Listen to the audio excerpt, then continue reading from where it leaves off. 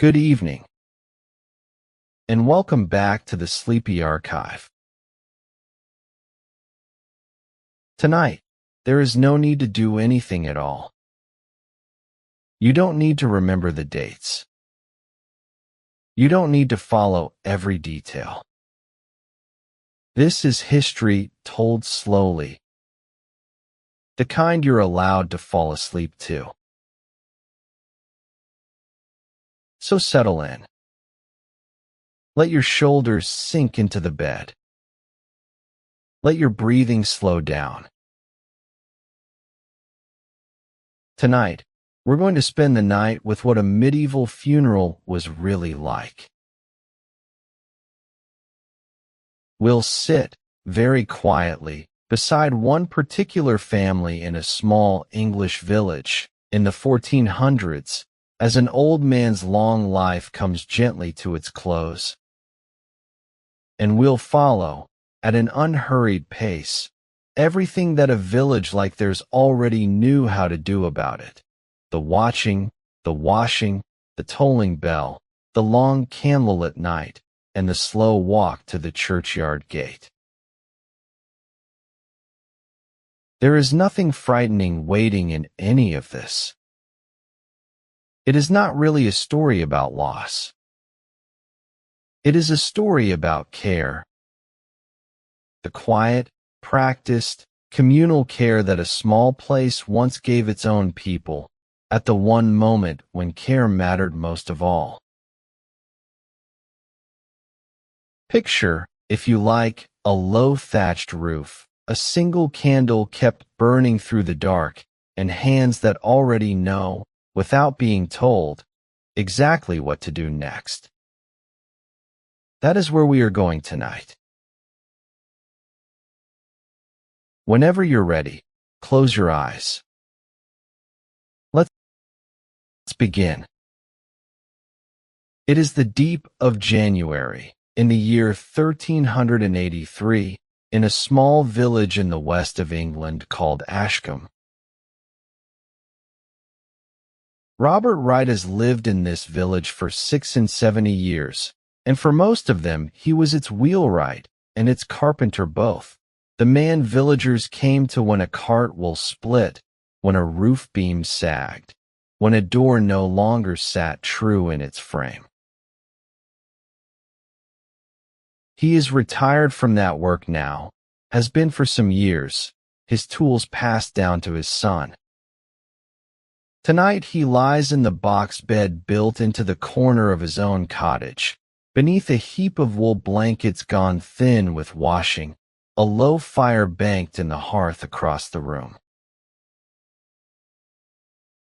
The illness came on slowly, as such illnesses often did that winter, a cough in December that would not clear, a fever that came and went and came again, a body that grew, week by week, a little less willing to rise from the bed at all. His breathing tonight is shallow and a little uneven, audible in the quiet room, rising and falling beneath the blankets like something working harder than it should have to. A single tallow candle burns on the chest beside the bed, its light small and steady, throwing his sunken profile in soft shadow against the wattle wall. The smell of melted tallow mixes, faintly, with wood smoke and the sourer smell of a sick room kept closed against the cold. Through the low doorway to the adjoining room, a row of his old tools still hangs along one wall, untouched since Simon fetched away the ones he needed years before, and adds, a worn draw knife, a chisel with a handle polished smooth by a lifetime of the same hand closing around it. Robert insisted, even in retirement, that they stay hung exactly where they had always hung. Outside, snow has been falling since midday, and the world beyond the shuttered window has gone entirely silent with it, the whole village muffled under white. Somewhere in the thatch above, a mouse moves once, briefly, and is still again. The cottage holds this single low hum of breathing, and the faint tick of the fire settling, and very little else. It is the kind of quiet that has, by now, become entirely familiar to everyone living inside it. Death, in a village like Ashcombe, happened almost always at home, in the same bed a person had likely slept in for decades, surrounded by the same walls and the same familiar smell of wood smoke and damp wool. There were no hospitals for ordinary people in the 1400s, and no doctors within easy reach of most small villages.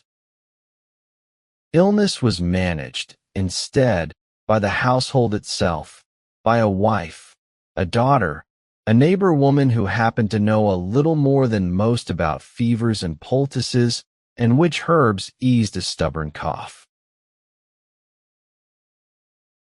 Medieval medicine understood the body through a theory of four humors: blood, phlegm, black bile, and yellow bile, and believed illness arose when these fell out of balance. A physician, where one could be afforded at all, might recommend bleeding, or a particular diet, or an infusion of herbs meant to restore whatever balance the body had lost. For a family like the Wrights, of modest means in a small village, such physicians were rarely within reach at all. Care fell, as it fell in most households, to the family itself, and to whatever remedies a lifetime of village knowledge had slowly accumulated: warm stones wrapped in cloth for the feet, a broth of onion and barley, a poultice of crushed herbs laid gently across the chest. There was, running beneath all of this, a broader medieval understanding of what a good death ought to look like, a concept later writers would call the ars moriendi, the art of dying well. A good death was not a sudden one. It was a death seen coming, prepared for, attended by family and priest alike, the dying person given time to settle their affairs, make their peace, and receive the sacraments of the church before the end finally arrived. By this measure, Robert's illness, slow and unhurried as it has been, was granting him something many others were not granted: the chance to die, as the age understood it, properly, in his own bed, among people who loved him, with time enough to prepare. Agnes Wright, his son's wife, has nursed him through most of these weeks, in the way it generally fell to the women of a household to nurse the sick and the dying, a role she has taken up without any particular remark, the way a person takes up any task that has simply always belonged to them. The village beyond the cottage walls knows, by now, roughly how things stand. Word travels quietly in a place this small, carried less by any single telling than by the simple accumulation of small observations. A neighbor noticing the same candle burning late 3 nights running. A woman noticing that Agnes has not been seen at the well in several days. No one in Ashcombe finds this unusual or worth much comment beyond a quiet, understanding nod. An old man growing steadily weaker through a hard winter was, in this century, one of the most ordinary things a village could witness, repeated, in one household or another, almost every year.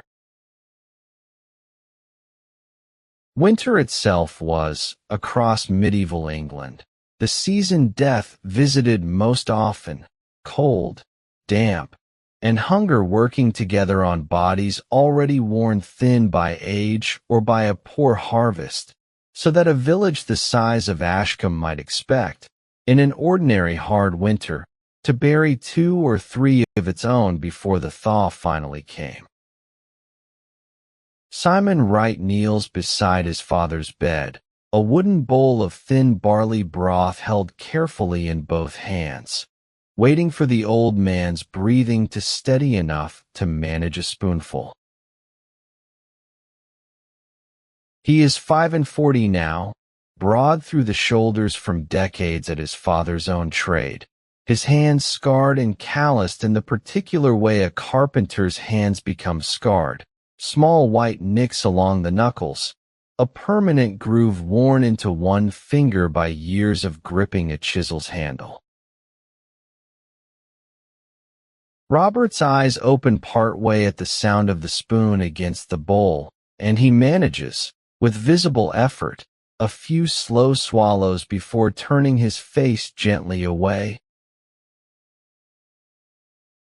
Done for now. Simon sets the bowl aside without comment. He has learned, these past weeks, exactly how much his father can manage on a given evening, and exactly when to stop offering. And there is a kind of tenderness in that learning that neither man has ever needed to put into words. Agnes moves quietly at the hearth across the room, wrapping a flat stone, warmed in the embers, in a strip of old wool cloth, and brings it to lay gently against the old man's feet beneath the blankets. The cottage holds only the 2 rooms, this one, with the box bed and the hearth, and a smaller room beyond where Simon and Agnes themselves sleep, and every sound in it carries easily from one corner to the other, the creak of the bed frame, the settling of the fire, the old man's uneven breath. Neither of them speaks much tonight. There is little left, after these weeks, that needs saying aloud. The tending itself has become its own quiet language, understood without words between the 2 of them, a bowl offered, a stone warmed, a blanket tucked a little higher against the draft from the window. A small wooden chest stands at the foot of the bed, and on it, propped against the wall, a wheel-spoke Robert carved decades ago and never sold, kept simply because he liked the grain of that particular piece of ash. Simon's eyes rest on it now and again through the long evening, without his quite meaning them to. Outside, the snow continues to fall, soft and steady, gathering along the sill of the shuttered window and softening every sound of the village into something even quieter than usual. By the 3rd week of the old man's illness, word has reached most of Ashcombe that Robert Wright is unlikely to see the spring, and the village has begun, in its own quiet way, to prepare itself for the fact of it. A neighbor woman leaves a small crock of honey at the cottage door one morning, without knocking, without waiting to be thanked. A small kindness offered the way such kindnesses were often offered in a village this size, plainly and without ceremony, then gone again before anyone can properly acknowledge her. Simon has gone, twice already this month, to the church to speak with Father Dunstan, asking, each time a little more directly, when the priest judges it right to come and sit properly with his father, rather than simply visiting as he has been doing, briefly, on his rounds. Tonight, watching Robert's breathing grow shallower and more labored than it was even a day before, Simon makes the decision himself, without needing Agnes to say it aloud first. He has watched his father's chest rise and fall for 3 weeks now, and he trusts his own reading of it more than he trusts anything else in the room. He pulls on his heavy wool coat, takes up a lantern against the dark, and steps out into the cold, snow-muffled lane, his boots crunching the only sound in the whole white, sleeping village. The walk to the church and the small priest's house beside it takes only a few minutes at this hour, past shuttered windows and banked chimneys, past the well now capped with a crust of ice, the sky above entirely black and thick with cold, distant stars. He knocks at Father Dunstan's low door and waits, his breath clouding pale in the lantern light, for the old priest to answer, listening to the particular hush of a village asleep around one household still keeping its lonely vigil. The lane behind him lies white and empty in the lantern's small circle of light, the wayside cross at the crossroads dusted thick with snow, every other window in Ashcombe dark and shuttered against the deep cold. Somewhere off toward the fields, an owl calls once, and is not answered. Father Dunstan arrives at the Wright cottage a little before midnight, a small leather satchel in one hand holding everything his office requires tonight, his breath still short from the cold walk through the snow.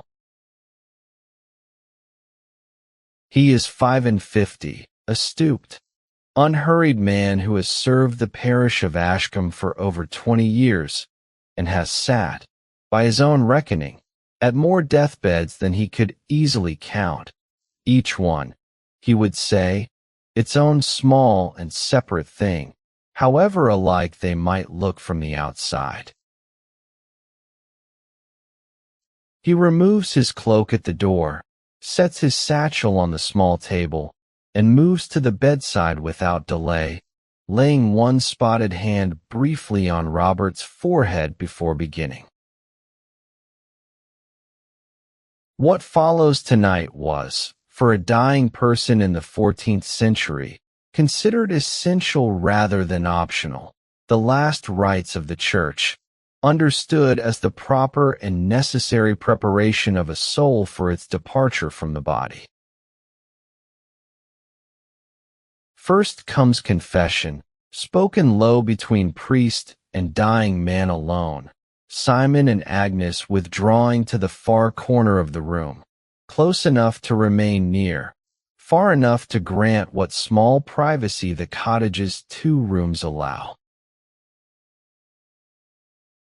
Then Father Dunstan opens a small vial of consecrated oil and anoints Robert's eyes, ears, nostrils, lips, and hands, murmuring the Latin words of the sacrament of extreme unction, a rite meant to cleanse the soul of whatever sin remained upon it, gathered through a lifetime of the senses now being anointed, one by one,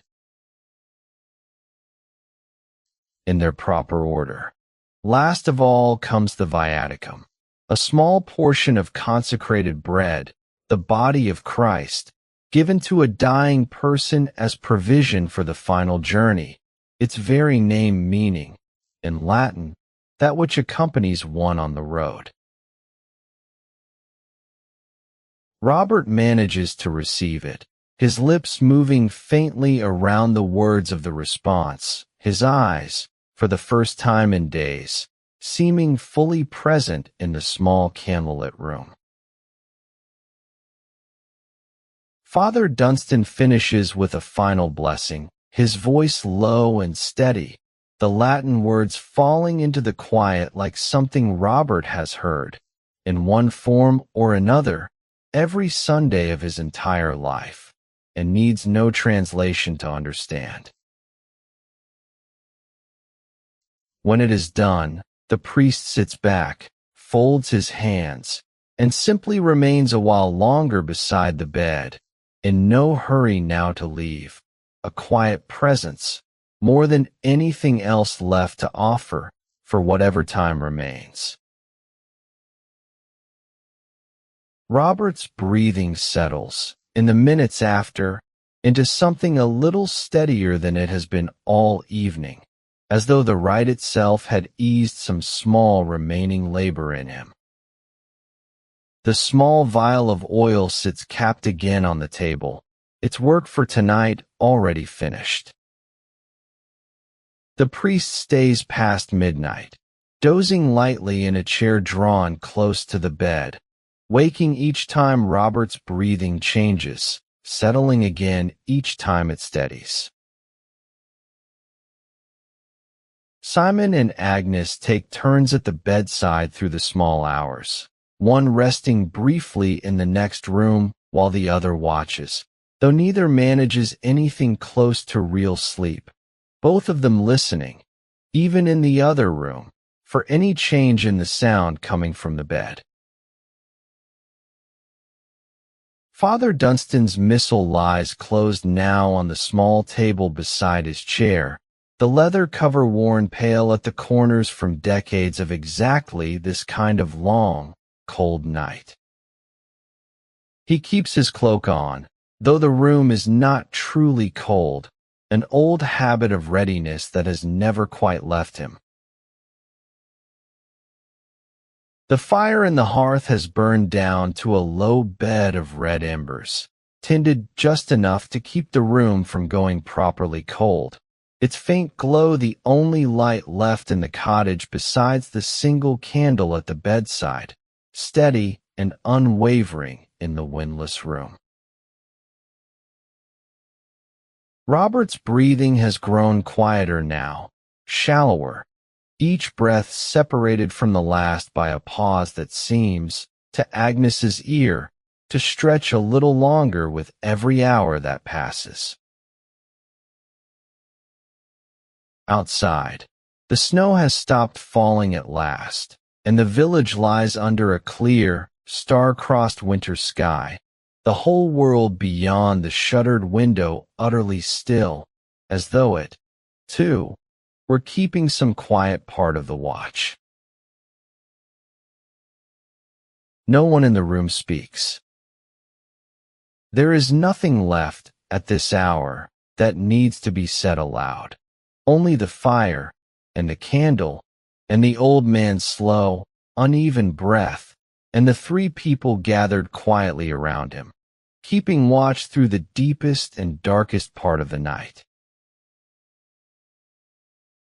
Somewhere beneath the wattle wall, the timber of the cottage ticks once, softly, as it always does in the deep cold, settling a fraction further into the frozen ground beneath it, a sound so familiar to all three of them that none so much as glances toward it. Somewhere in the deepest part of the night, between one slow breath and the next, Robert Wright simply stops. There is no struggle in it, no sudden movement, nothing that any of the three people in the room could point to as a precise moment. Only a breath that comes, and then, after the usual small pause, does not come again. Father Dunstan, half dozing in his chair, is the first to notice the change in the room's quiet, a stillness deeper, somehow, than any of the pauses that came before it, one that does not resolve itself into another breath.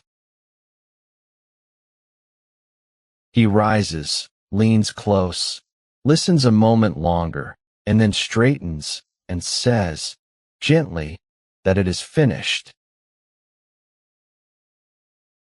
Agnes does not weep, not tonight, not yet, only reaches out and smooths the blanket where it has come loose across the old man's chest, a small, practical gesture that seems, in this moment, more necessary than any other she could offer.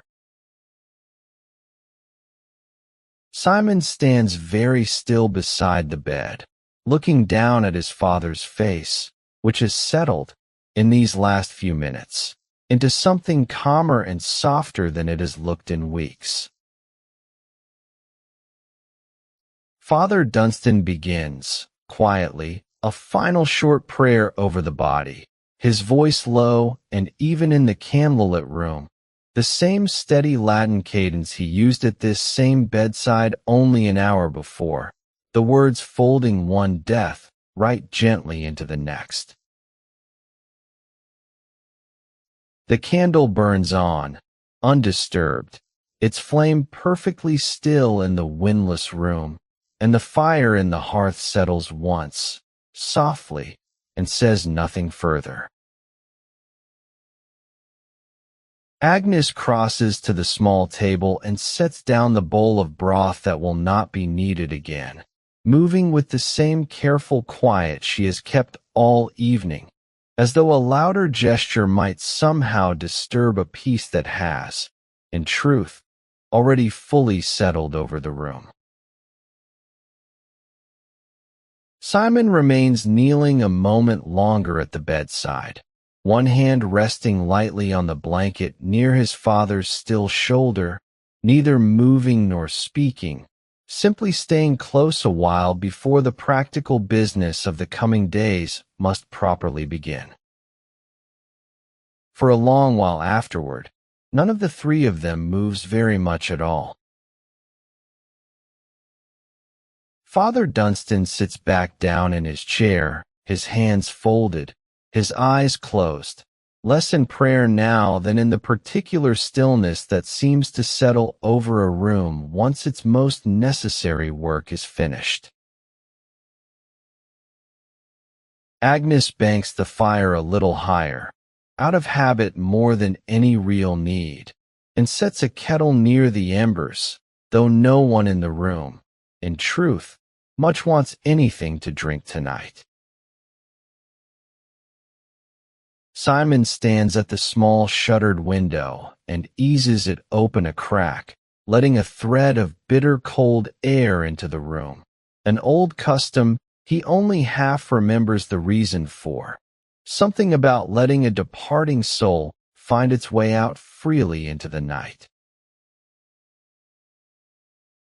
Outside, the first gray suggestion of dawn has not yet come.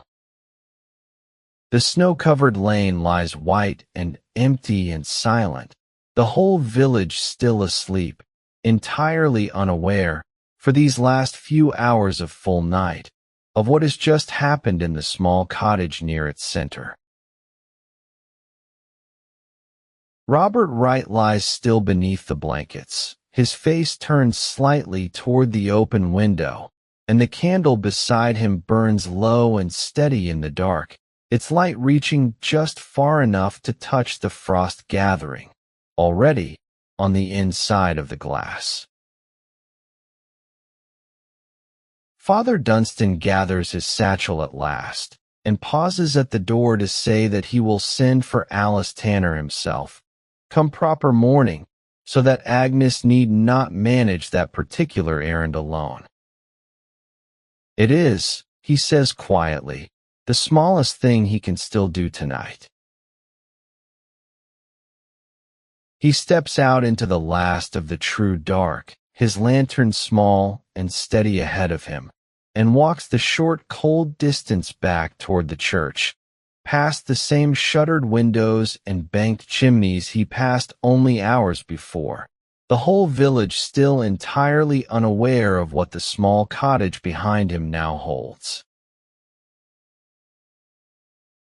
Simon closes the door softly after him, and stands a moment with his hand still on the latch, listening to the particular silence of a house that has, in these last few hours, become something quietly different than it was the evening before. And so we leave the small cottage quiet for a moment, the candle still burning beside the bed. But the night is far from over, and there is a great deal still to be done before Ashcombe fully wakes to what has happened. Let's stay a little longer with the Wright family in what a medieval funeral was really like, as the neighbors come, gently, to make the old man ready. No need to sit up. Just keep listening. Word reaches Alice Tanner a little after first light, carried by a boy sent running from the right cottage, and she is at their door within the half hour, a covered basket of clean linens already under one arm. She is a good wife of 50, broad and capable, known through Ashcombe less for any particular office than for a plain, practical steadiness that neighbors have leaned on, generation after generation, at exactly this kind of hour. This is not the first body she has washed and made ready. It will not, by her own quiet reckoning, be the last, and she carries the knowledge of that lightly, without any weight of solemnity beyond what the day itself already calls for. She sets her basket on the small table, removes her outer cloak, and rolls her sleeves without any wasted movement, the whole business already arranged in her mind before she has crossed the threshold properly. Agnes moves to help her, and Alice allows it, though she directs the work herself, quietly, with the ease of someone who has done this task enough times to need no instruction of her own, and enough times to know exactly when a young widow's help is a comfort rather than a burden. A basin of water has already been warmed at the hearth, and the two women carry it together to the bedside, where Robert lies exactly as he was left in the small hours, the candle beside him burned down now to a stub, the frost on the window thicker than it was at dawn. Alice folds back the blankets with a gentleness that has nothing hurried in it, and begins, without ceremony, the plain and necessary work of washing the body clean, her hands moving through motions she could, by now, perform in her sleep. The water in the basin is warm still, and gives off a faint, ordinary smell of Wadash soap, mixing with the cold morning air let in briefly when Alice arrived. Agnes wrings a cloth and passes it across without being asked, the two of them settling quickly into a shared, unspoken order. The washing and laying out of a body was, in medieval England, understood almost universally as women's work, carried out not by any official or professional, but by the female neighbors and kin of the household itself. There was no undertaker to send for, no funeral parlor to receive the body. Such trades belonged to a much later century. In a village like Ashcombe, the whole business of preparing a body for burial fell to whichever women in the community had, through age and repetition, come to know the task best. A good wife like Alice Tanner occupied, in this sense, an informal but well understood role in village life, not paid for the work in any regular way, but honored for it, called upon whenever a death occurred, trusted to perform a task that most people preferred to leave to steadier, more experienced hands than their own. The washing itself served both a practical and a spiritual purpose. Practically, it prepared the body to be shrouded and viewed by family and neighbors without distress. Spiritually, it was understood as a final act of care and respect, a washing not unlike the ritual washings that marked other important moments of a Christian life, baptism at its beginning, this quieter washing at its close. Custom in villages across England varied a little from place to place, but certain practices recurred widely enough to be considered ordinary. Windows were sometimes covered, and any looking glass in the house turned to the wall or draped with cloth, out of an old folk belief that a departing soul might otherwise become trapped, reflected, unable to move on to wherever it was meant to go. Clocks, where a household owned one, were sometimes stopped at the hour of death, though a household as modest as the Wrights owned no such thing, marking time instead by the church bell and the slow movement of light through their own small window. None of this custom was written down in any official church teaching. It existed alongside the church's own rites, in an older, half-remembered layer of village belief that ran quietly beneath the more formal Christianity of the parish, neither fully sanctioned nor seriously discouraged, simply present, the way such customs tend to be present in any small, close community that has buried its own for centuries. Alice Tanner knows all of it by long habit rather than by any book, her hands moving through each step in an order she could, by now, perform half asleep, in the dim, candlelit calm of a cottage grown very quiet around her. Such knowledge passed, in villages like Ashcombe, almost entirely by watching and doing rather than by any formal teaching.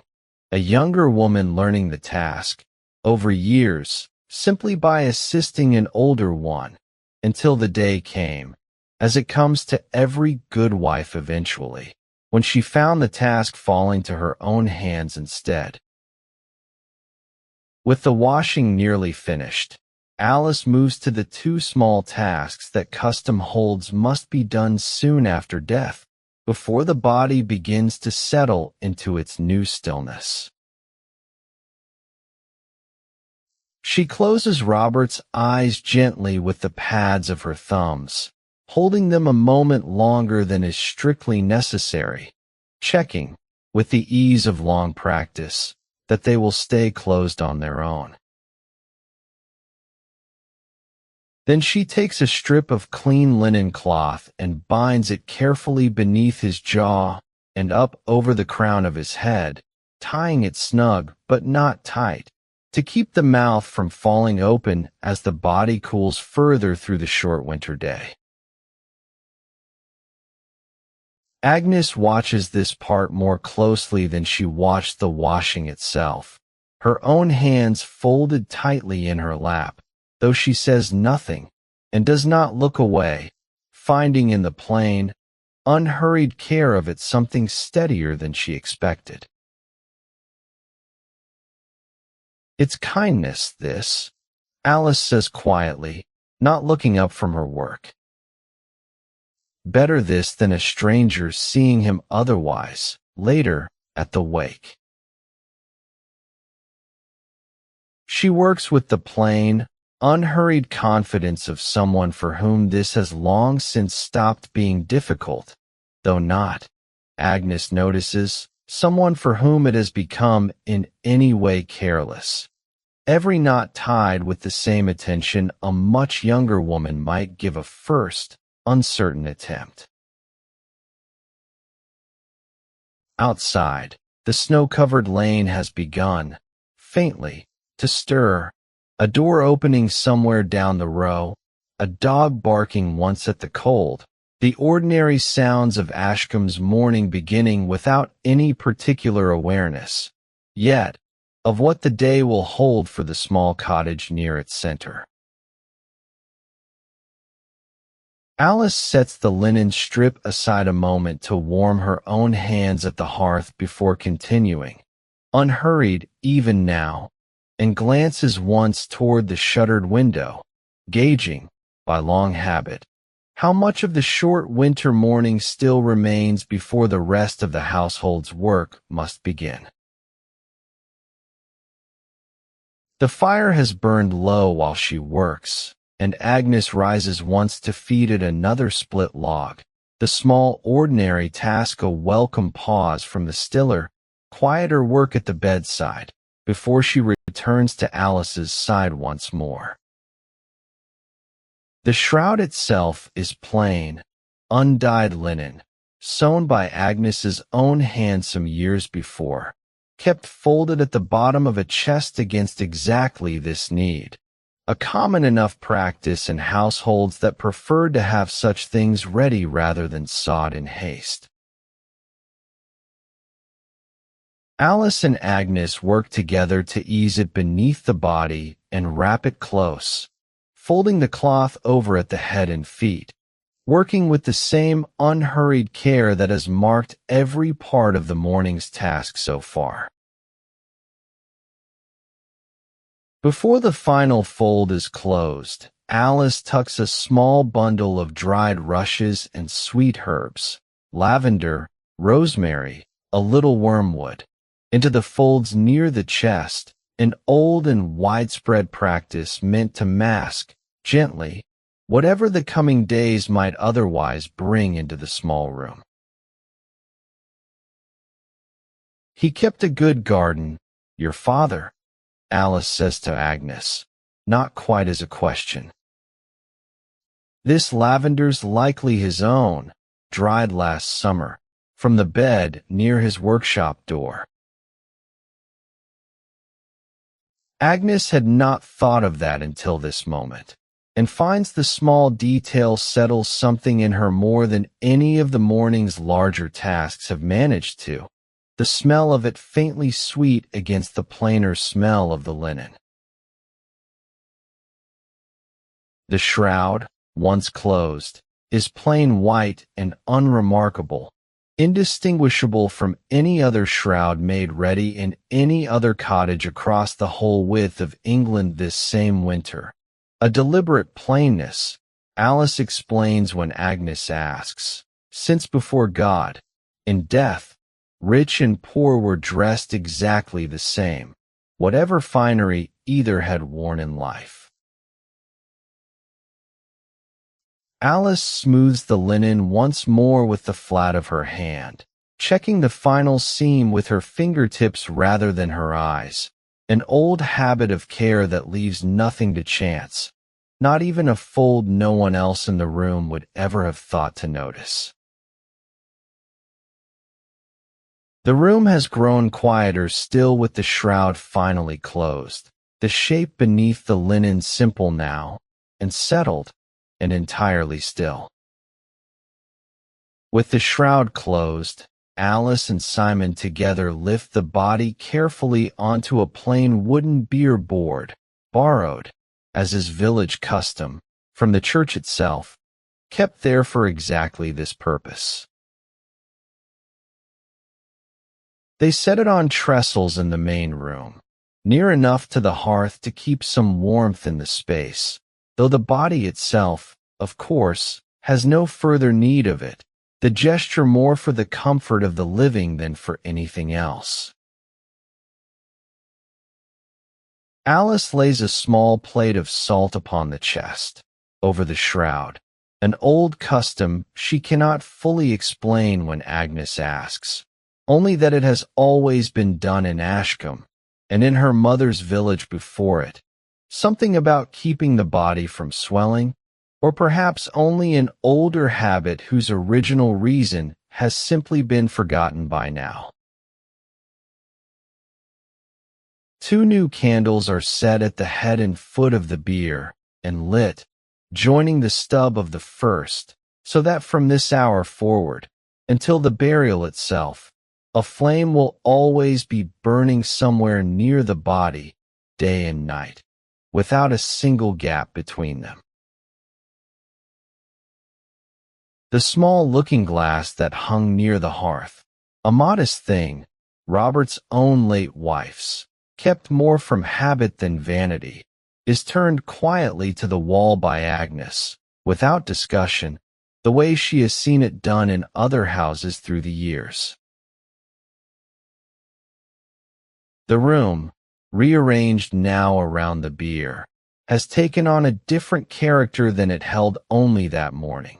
Still the same low-beamed cottage, the same worn table and hearth, but ordered now around a single plain, central fact that the whole household will turn around for the next few days. Alice steps back at last to survey the whole of it. The bier, the candles, the covered glass, the salt undisturbed upon the chest. With the same unhurried eye she brings to every part of this work and pronounces it, quietly, done properly. That first night, someone sits with the body without pause, as custom in Ashcombe, as in most English villages of the age, holds that a body should never be left entirely alone between death and burial. Simon takes the earlier hours, seated in a low chair near the bier, the two candles burning steady on either side of his father's still shape beneath the plain shroud. He does not pray aloud, particularly, though his lips move once or twice through some half-remembered fragment of the Mass, more from habit than any real intention, the words arriving without his quite choosing them. Agnes relieves him a little before midnight, settling into the same chair, her sewing basket beside her though she does not, in the end, take up any needlework tonight, her hands resting quiet in her lap instead. The cottage is very quiet. The fire in the hearth has been kept low but steady, the two candles at the bier burning with the same small, even flame they have held since Alice first lit them that morning, neither guttering nor growing. Outside, the snow has begun again, softly, filling in the footprints the day's visitors left across the lane, smoothing the whole village back toward the same white stillness it held before any of this began. Agnes watches the candlelight move faintly across the plain linen of the shroud, and finds, somewhat to her own surprise, that the sitting itself is not as hard as she had feared it might be, only quiet, and a little cold, and strangely, gently, companionable.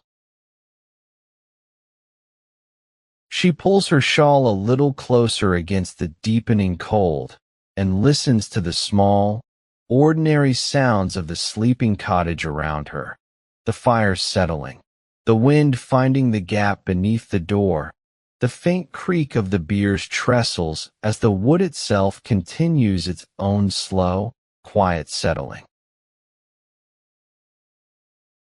Once, deep in the night, she rises to trim the candles herself, her hands steady over the small flames, and finds, in the plain repetition of the task, something that steadies her a little further too, in a way she does not try very hard to explain even to herself. By the second morning, the practical business of the household has settled into its own steady rhythm, the same small tasks repeated with a kind of patient regularity that neither Simon nor Agnes needs to think through any longer. Neighbors continue to call throughout the day, not to linger, mostly, but to leave some small offering at the door, a loaf, a jar of preserved fruit, a few eggs, and to exchange a few quiet words with Simon or Agnes before continuing on their own way. Simon has begun, this morning, the practical arrangements that will occupy him over the coming days. A word with Father Dunstan about the timing of the burial, a word with Hodge Caldwell about the grave, a glance, more out of habit than real need, at the timber stored in his own workshop. Agnes manages the household itself, the small, unglamorous work of keeping the cottage fed and warm and reasonably in order, even as its center of gravity has shifted entirely around the still figure lying on the bier in the main room. The candles at the bier are replaced twice through the day, the old stub set carefully aside rather than discarded, out of some quiet instinct neither woman fully examines or feels any need to. By evening, the household has found something close to its new shape. Not settled. Exactly. Not yet, but functioning. The way a household generally does find some functioning shape, however strange it feels at first, once the initial shock of a death has begun to pass into its more ordinary, practical aftermath. Agnes finds a moment, near dusk, to step out to the well herself for the first time in days, and is met there by two neighbor women who say little beyond a gentle word, and help her carry the heavy bucket back without being asked, the small errand made lighter by their quiet company. As the second night settles over Ashcombe, the cottage has grown quiet again, the visitors gone home to their own fires, the candles at the bier burning their same small, steady flame. Simon sits again in the low chair, the second night's watch falling to him this time, Agnes resting a while in the next room before her own turn comes later. The snow outside has stopped once more, and a thin moon has come out from behind the clouds, laying a pale strip of light across the shuttered window's edge, faint but steady against the darker room within. Robert lies as he has lain since morning, plain and still beneath the linen shroud, the small plate of salt undisturbed upon his chest, the herbs tucked near it giving off, still, the faintest sweetness of last summer's garden. Simon finds himself, in the quiet, thinking less of the illness now, and more of ordinary things, his father's hands guiding his own, years ago, around the handle of a draw-knife, the particular way the old man used to test a length of timber by knocking it once, lightly, with one knuckle, and listening. The candles burn on, steady and unhurried, marking out the second full night of a watch that will continue, in one form or another, until the ground itself is finally ready to receive him. Beyond the shuttered window, Ashcombe lies dark and silent beneath its fresh covering of snow, every chimney banked for the night, every household settled into the same deep winter quiet. The right cottage itself is only now, slowly, beginning to find again, somewhere near dawn. Agnes takes her own turn once more, easing quietly past Simon dozing lightly in his chair, and settles herself into the watch's steady rhythm exactly as she has each night before, the two of them passing the small duty back and forth between them like something almost gentle now. And so we leave the cottage resting quietly for the night, the candles still burning beside the bier. But there is more still ahead before the ground itself is ready. Let's follow the Wright family a little further into what a medieval funeral was really like, out into the village itself, where a bell is about to begin its own slow and particular telling. No need to sit up. Just keep listening. On the morning after the death, Father Dunstan climbs the narrow stone stair of St. Michael's bell tower himself. as he has climbed it at every death in the parish for over 20 years. The bell rope hangs heavy and cold in the winter air, and he takes it in both hands, and begins, slowly and deliberately, the particular pattern of tolling that Ashcombe, like most English villages, uses to announce a death to everyone within hearing of it. 9 measured tolls first, spaced evenly apart, each one rolling out over the snow-covered rooftops and the frozen fields beyond, the pattern that signals, by long custom, the death of a man rather than a woman, understood by every soul in the parish without needing to be told. Then, after a pause, a single toll for each year of Robert's life, slow and unhurried, 67 times, so that anyone counting, anywhere in the village, might work out for themselves not only that a death has occurred, but roughly whose it must have been.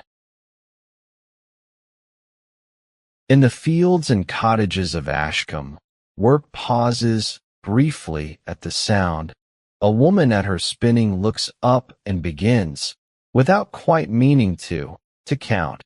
A man mending a fence stops his hammer mid-stroke and listens, his breath clouding pale above the frozen rail. By the time the last slow toll fades into the cold morning air, most of the village already knows, or suspects strongly enough, exactly what has happened, and to whom. The whole matter settled by sound alone before a single word has passed between neighbors. The bell falls silent. Father Dunstan descends the narrow stair, his breath clouding pale in the tower's cold air, the day's other, more practical business of a death already waiting for him below, at the foot of the tower and beyond it. The rope still sways faintly in the tower above him as he goes, its motion slowing by degrees, the last of the sound rolling away over the frozen fields toward the wooded hills at the edge of the parish, and beyond them, toward country most of Ashcombe will never see.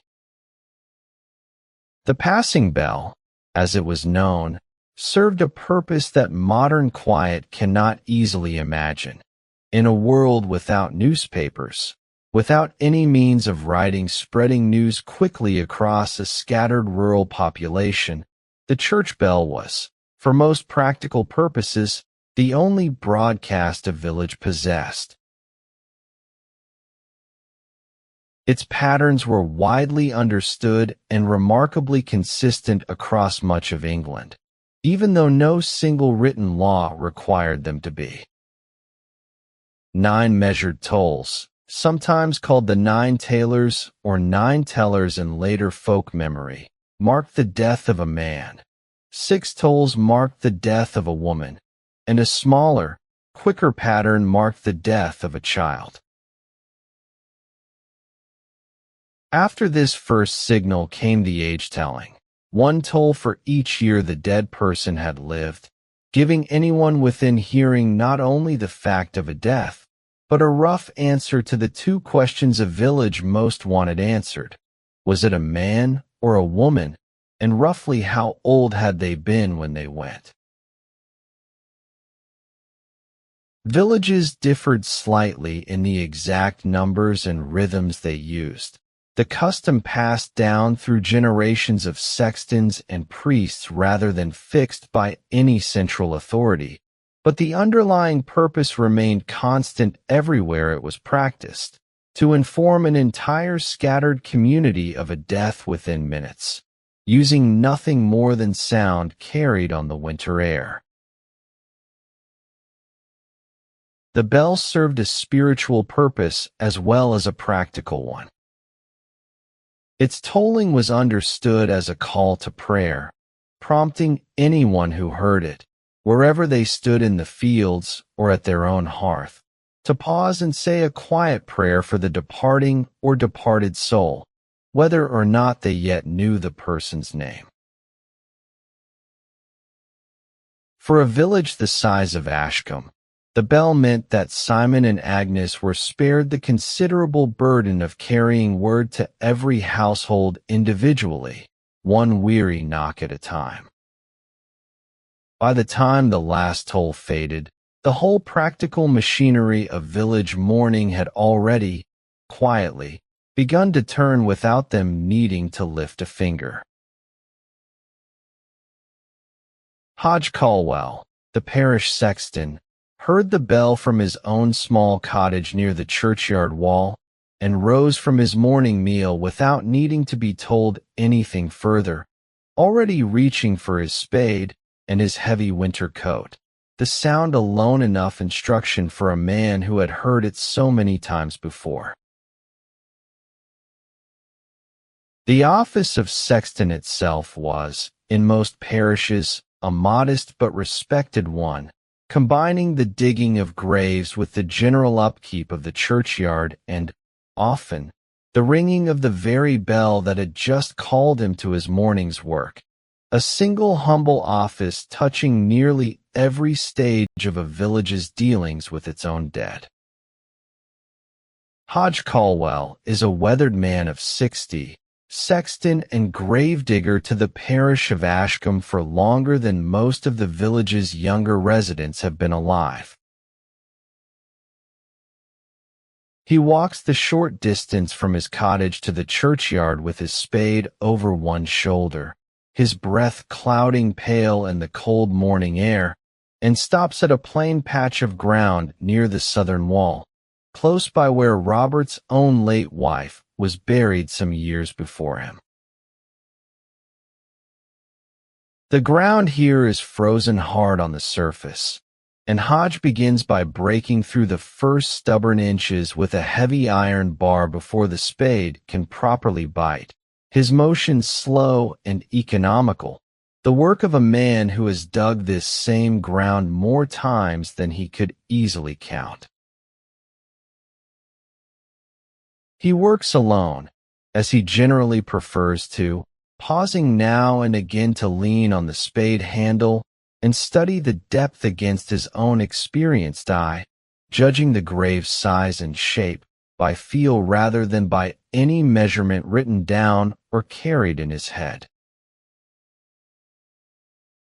A few villagers pass along the churchyard path through the morning, on their way to or from the church itself, and nod to him without much comment.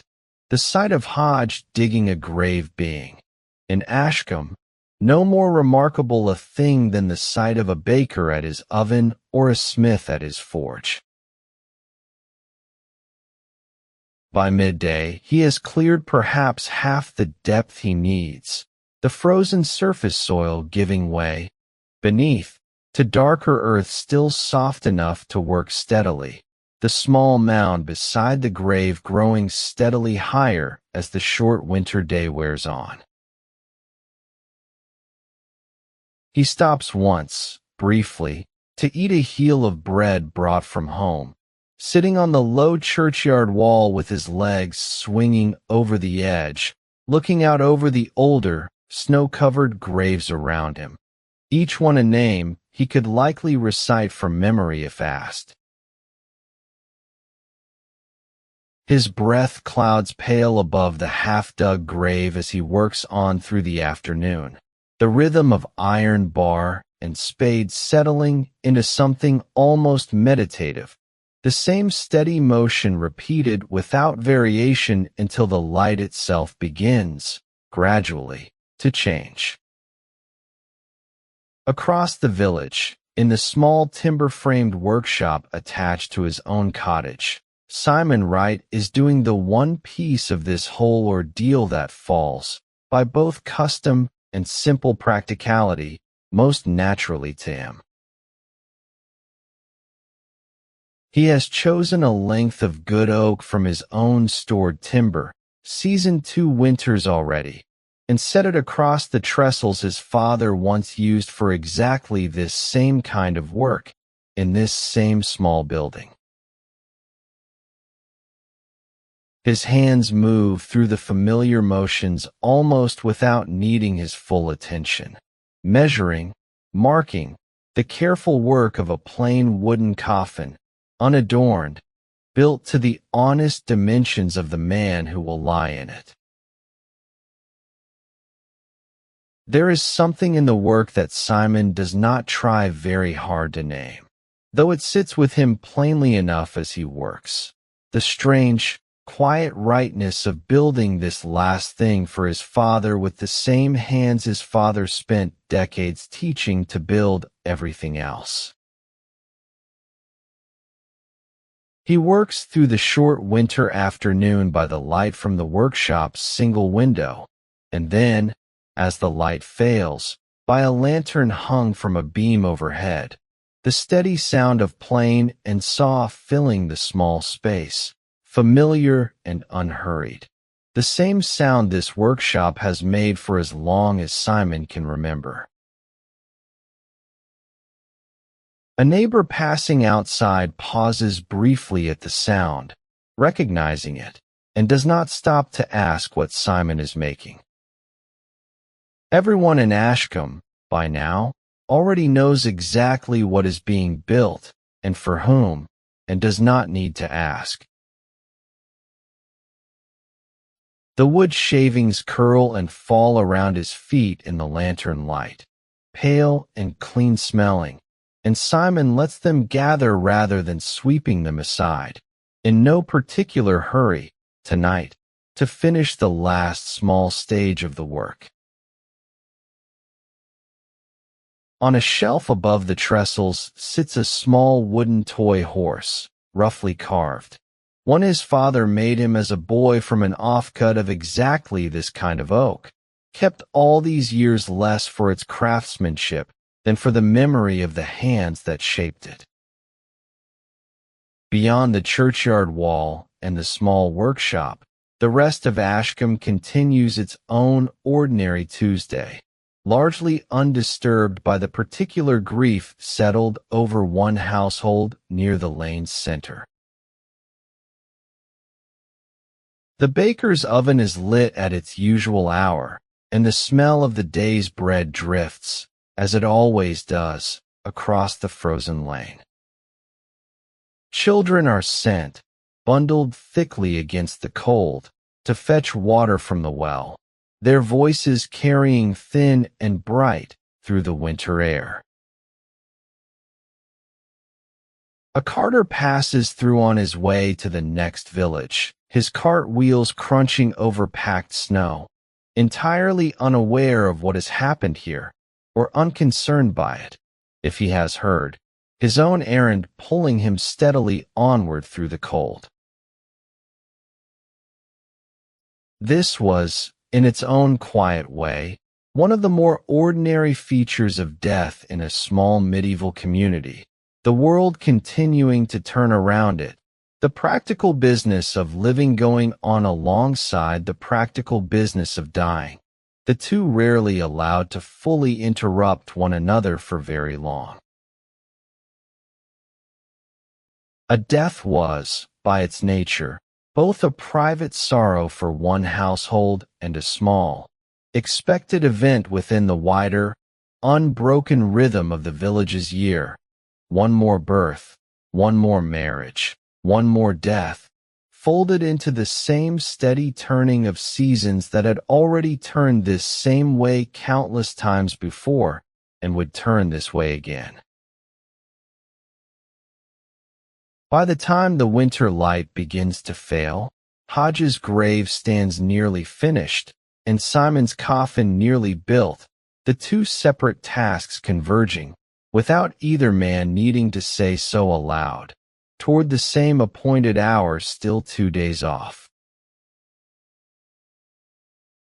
The miller's wheel turns on at the edge of the village, its steady creak and splash carrying faintly across the frozen fields, and a flock of rooks lifts, all at once, from the bare elms near the churchyard wall, circling once before settling again, indifferent to anything below them.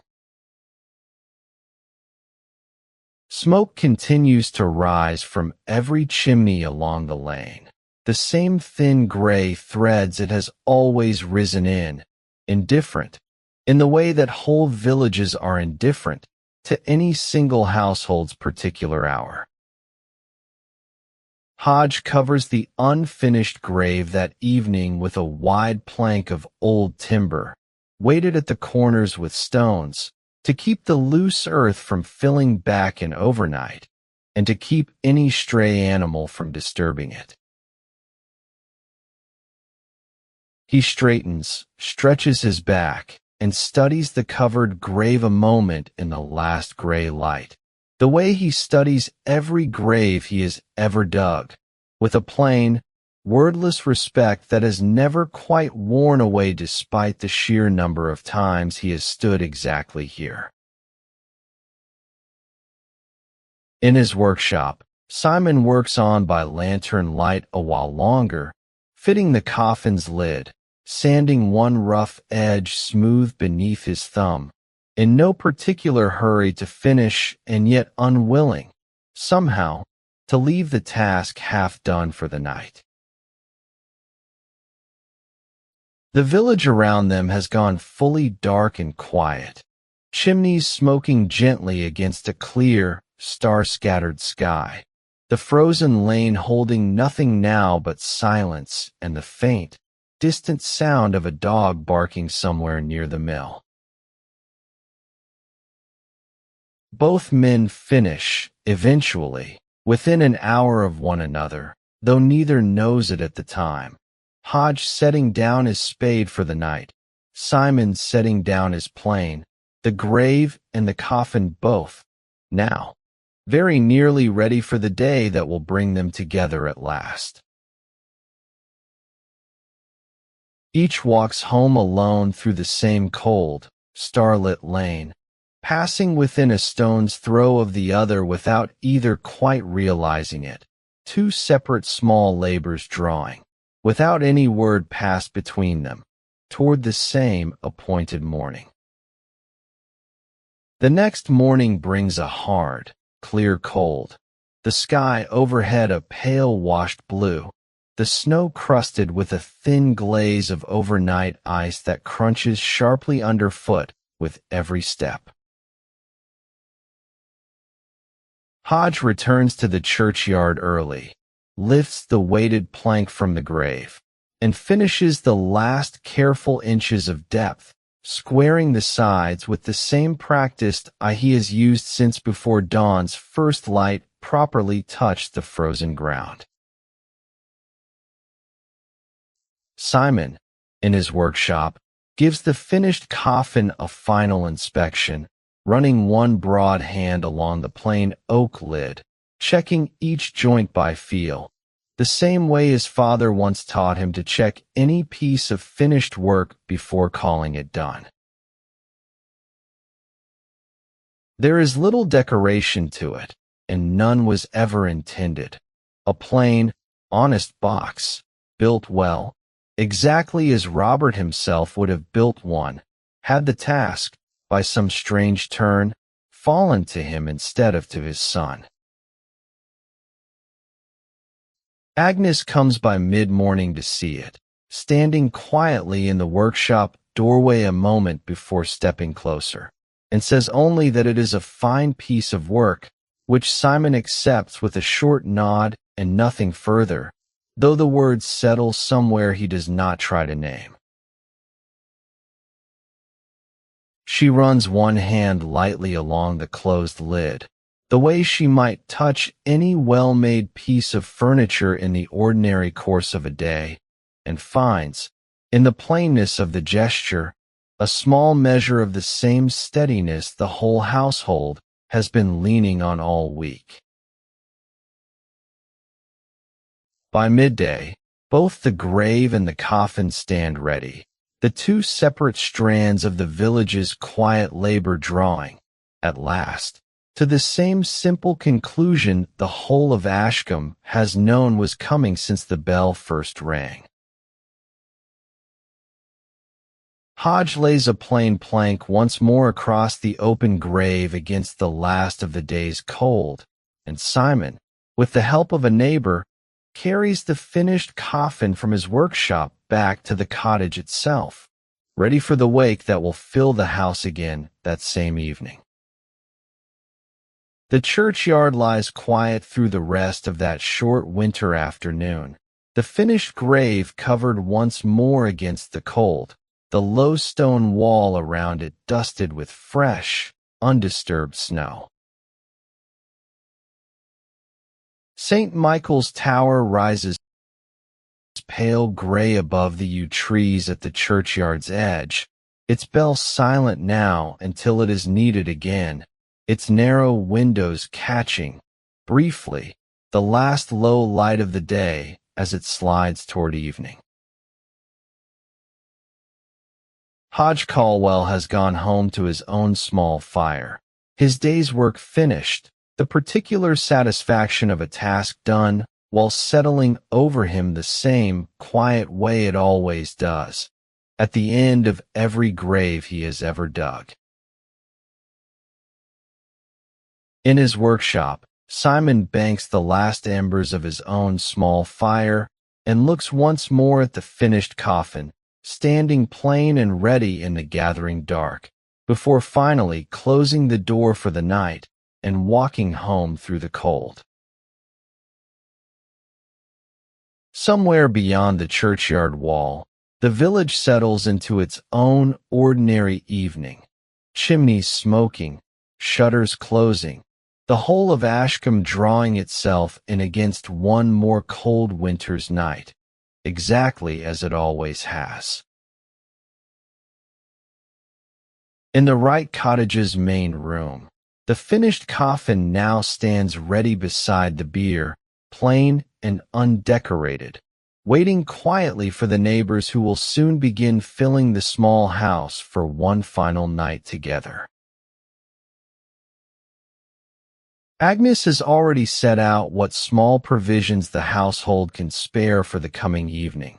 Bread from the morning's baking, a jug of the last good ale, a handful of candles kept in reserve for exactly this kind of occasion. The practical preparations for grief laid out as carefully as for any other gathering. And so we leave the churchyard resting under fresh snow, the grave and the coffin both, now quietly ready. But there is one more long night still to keep before the ground receives him.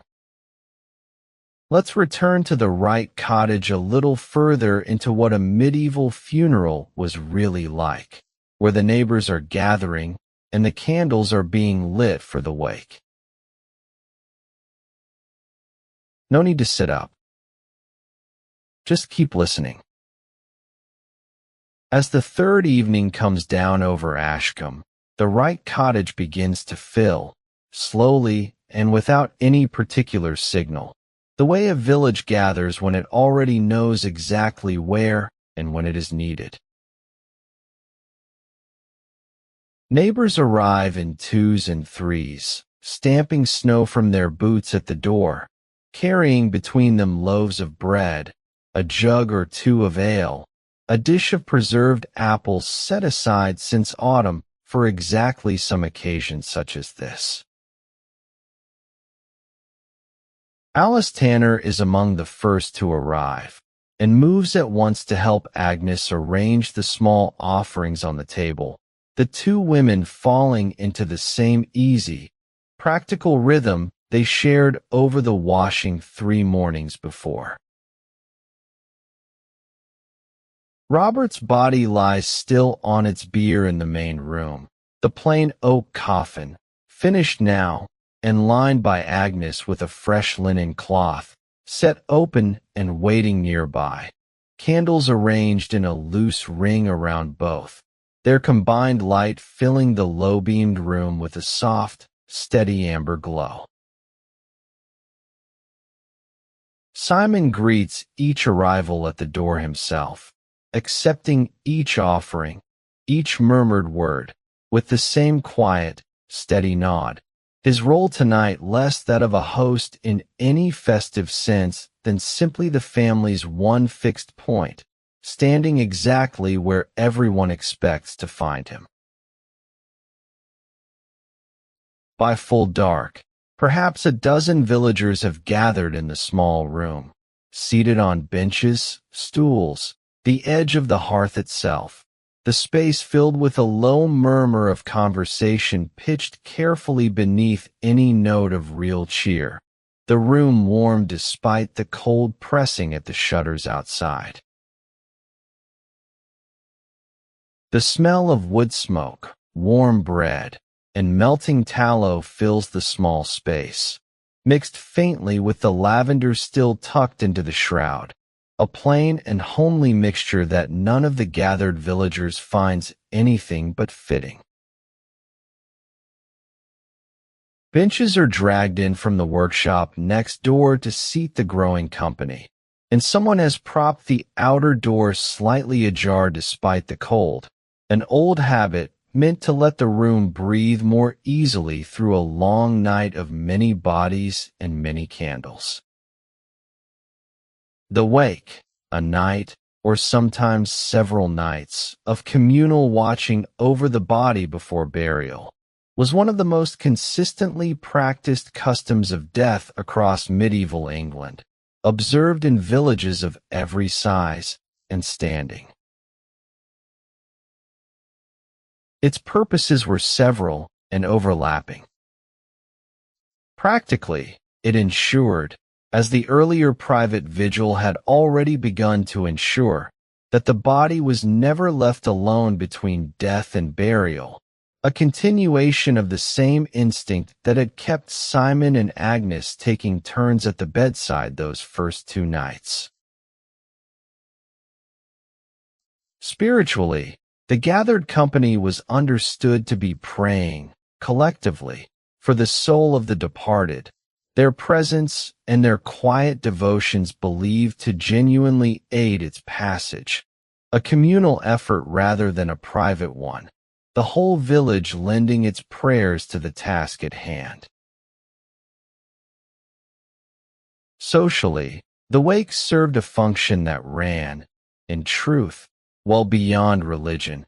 It gathered the community physically around a grieving household, a visible demonstration that the loss, while sharpest for one family, belonged in some real sense to the whole village, which would help carry it forward.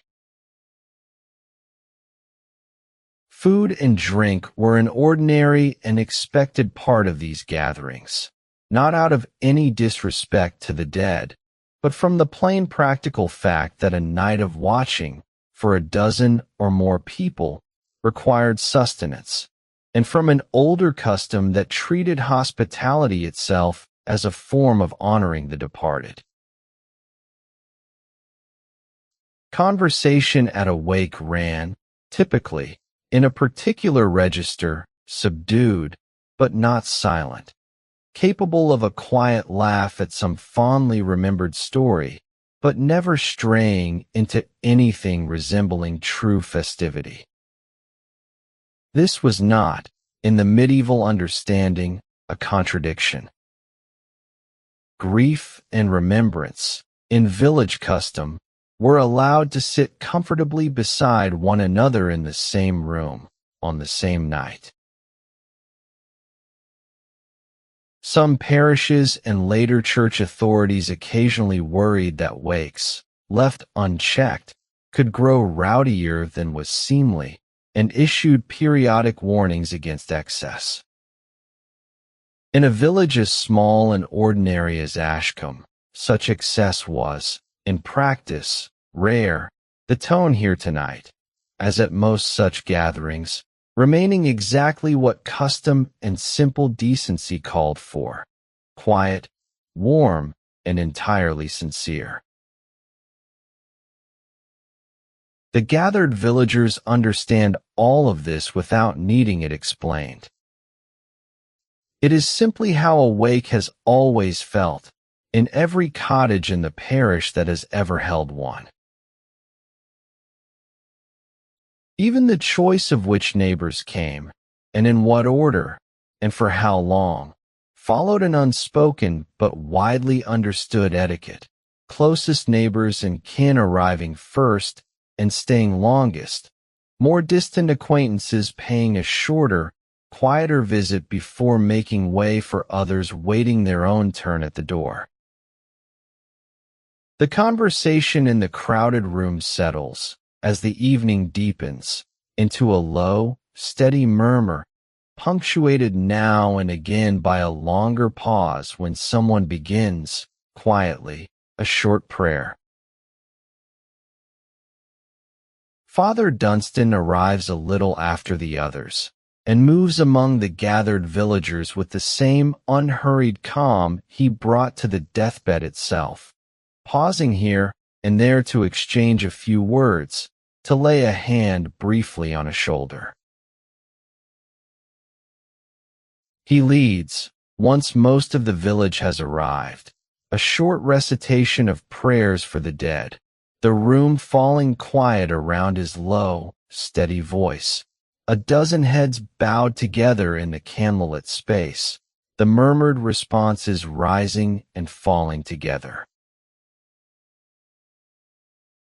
Simon stands near the coffin through most of this, saying little, accepting the occasional quiet word from a neighbor with the same short nod he has offered at the door all evening, his eyes returning, again and again, to his father's still face.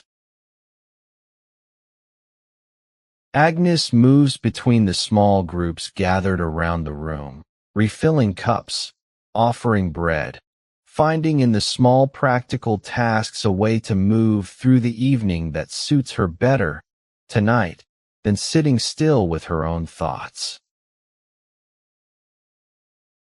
The candles burn steadily around the coffin, their light catching the plain grain of the oak, the fresh linen lining just visible where the lid stands not yet closed, waiting for tomorrow.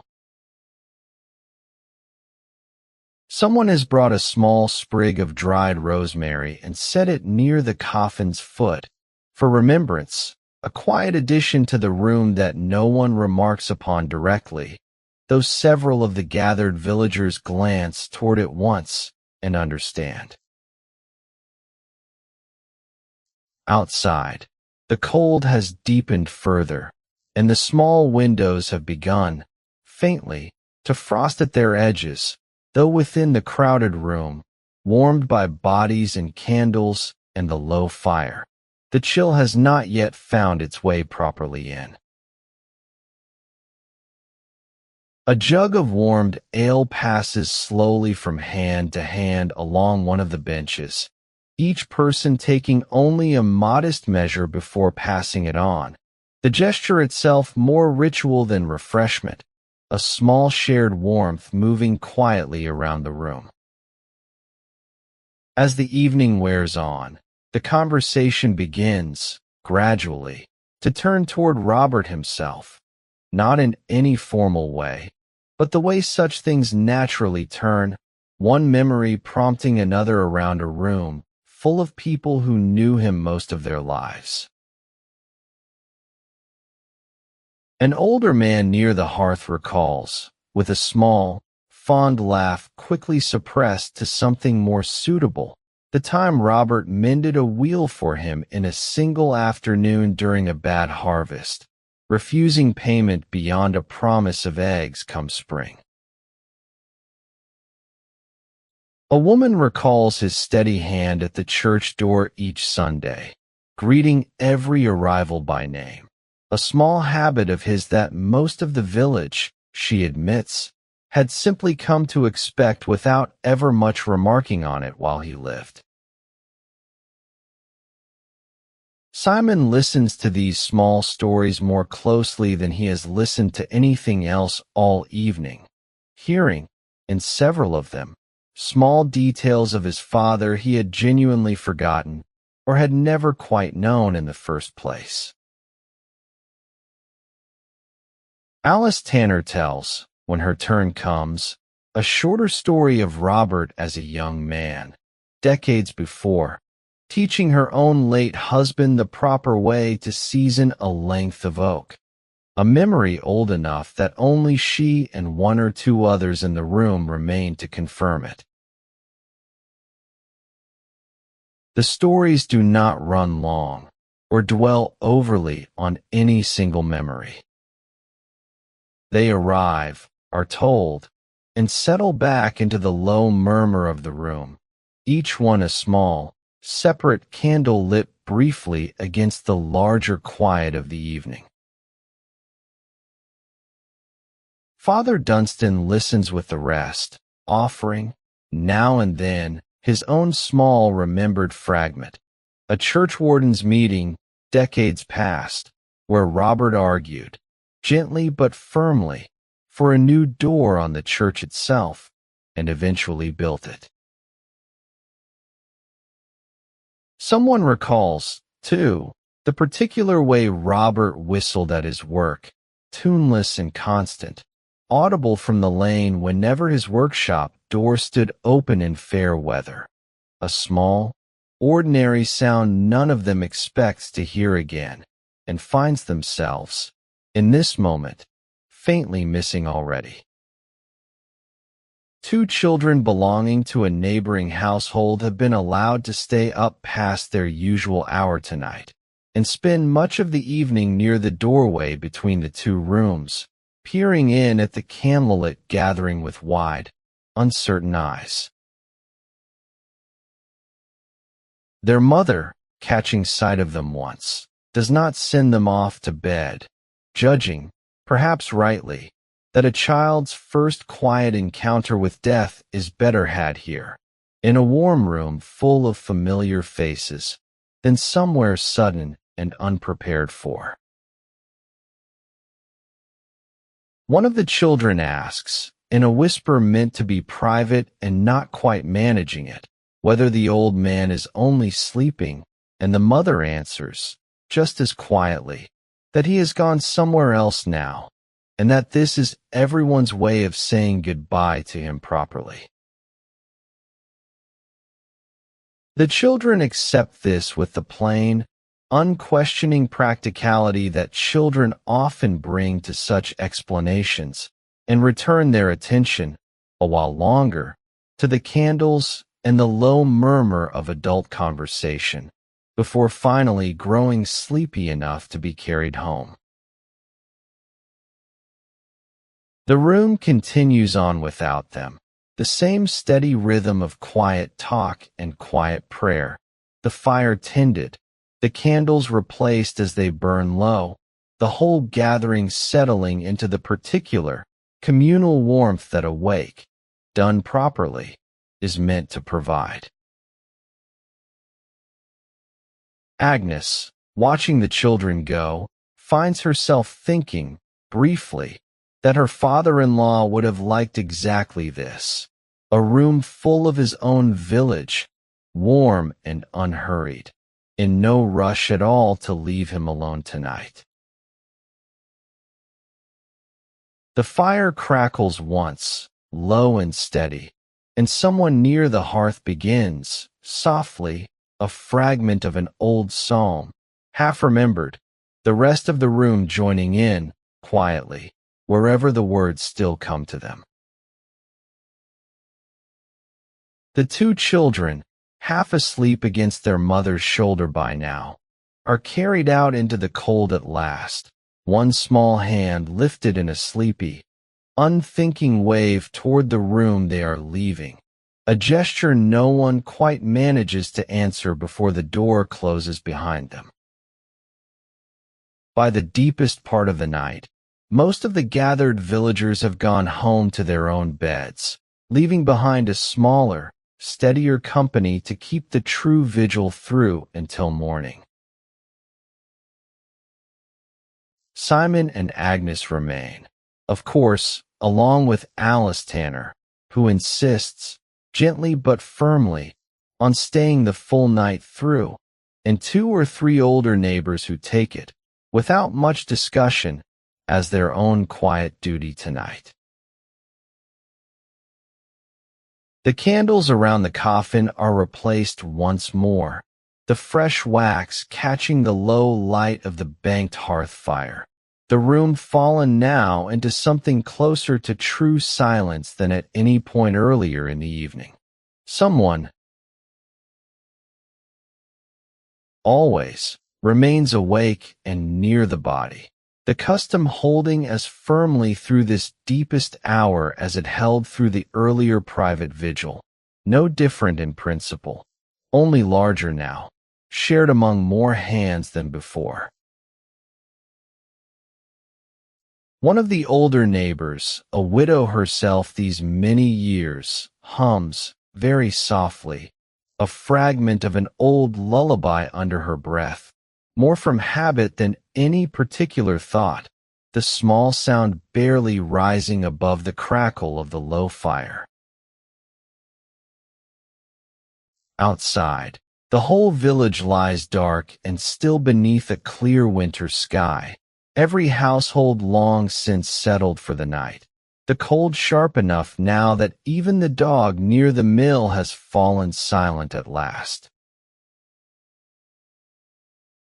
Within the small circle of candlelight, the last few watchers sit quietly together, saying little, needing to say little, the shared task of the night itself enough company for all of them until the first gray light returns. Alice mends the wick of one guttering candle with practiced fingers, unhurried even at this hour, and one of the older neighbors dozes upright in his chair, chin dropped to his chest, waking every so often with the soft start before settling again. In the hour before dawn, the small remaining company grows quieter still, conversation fallen away entirely now. Only the occasional soft crackle of the hearth fire breaking the deep hush of the room. Alice dozes lightly in her chair, waking now and again out of long habit to check the candles, trimming a wick here, replacing a stub there, without ever seeming to fully surface from her rest. Simon sits nearest the coffin, his eyes heavy but open, watching the candlelight move faintly across the plain oak grain, thinking of very little in particular, the whole long night having worn even his own thoughts down to something quieter than usual. Agnes has fallen into an uneasy half-sleep in the chair beside him, her head resting against his shoulder, the first real rest either of them has properly managed in what feels, by now, like a very long stretch of days. A thin gray line begins, almost imperceptibly, to show itself along the top edge of the shuttered window, the first faint suggestion that the night, at last, is beginning to loosen its hold on the small, crowded room.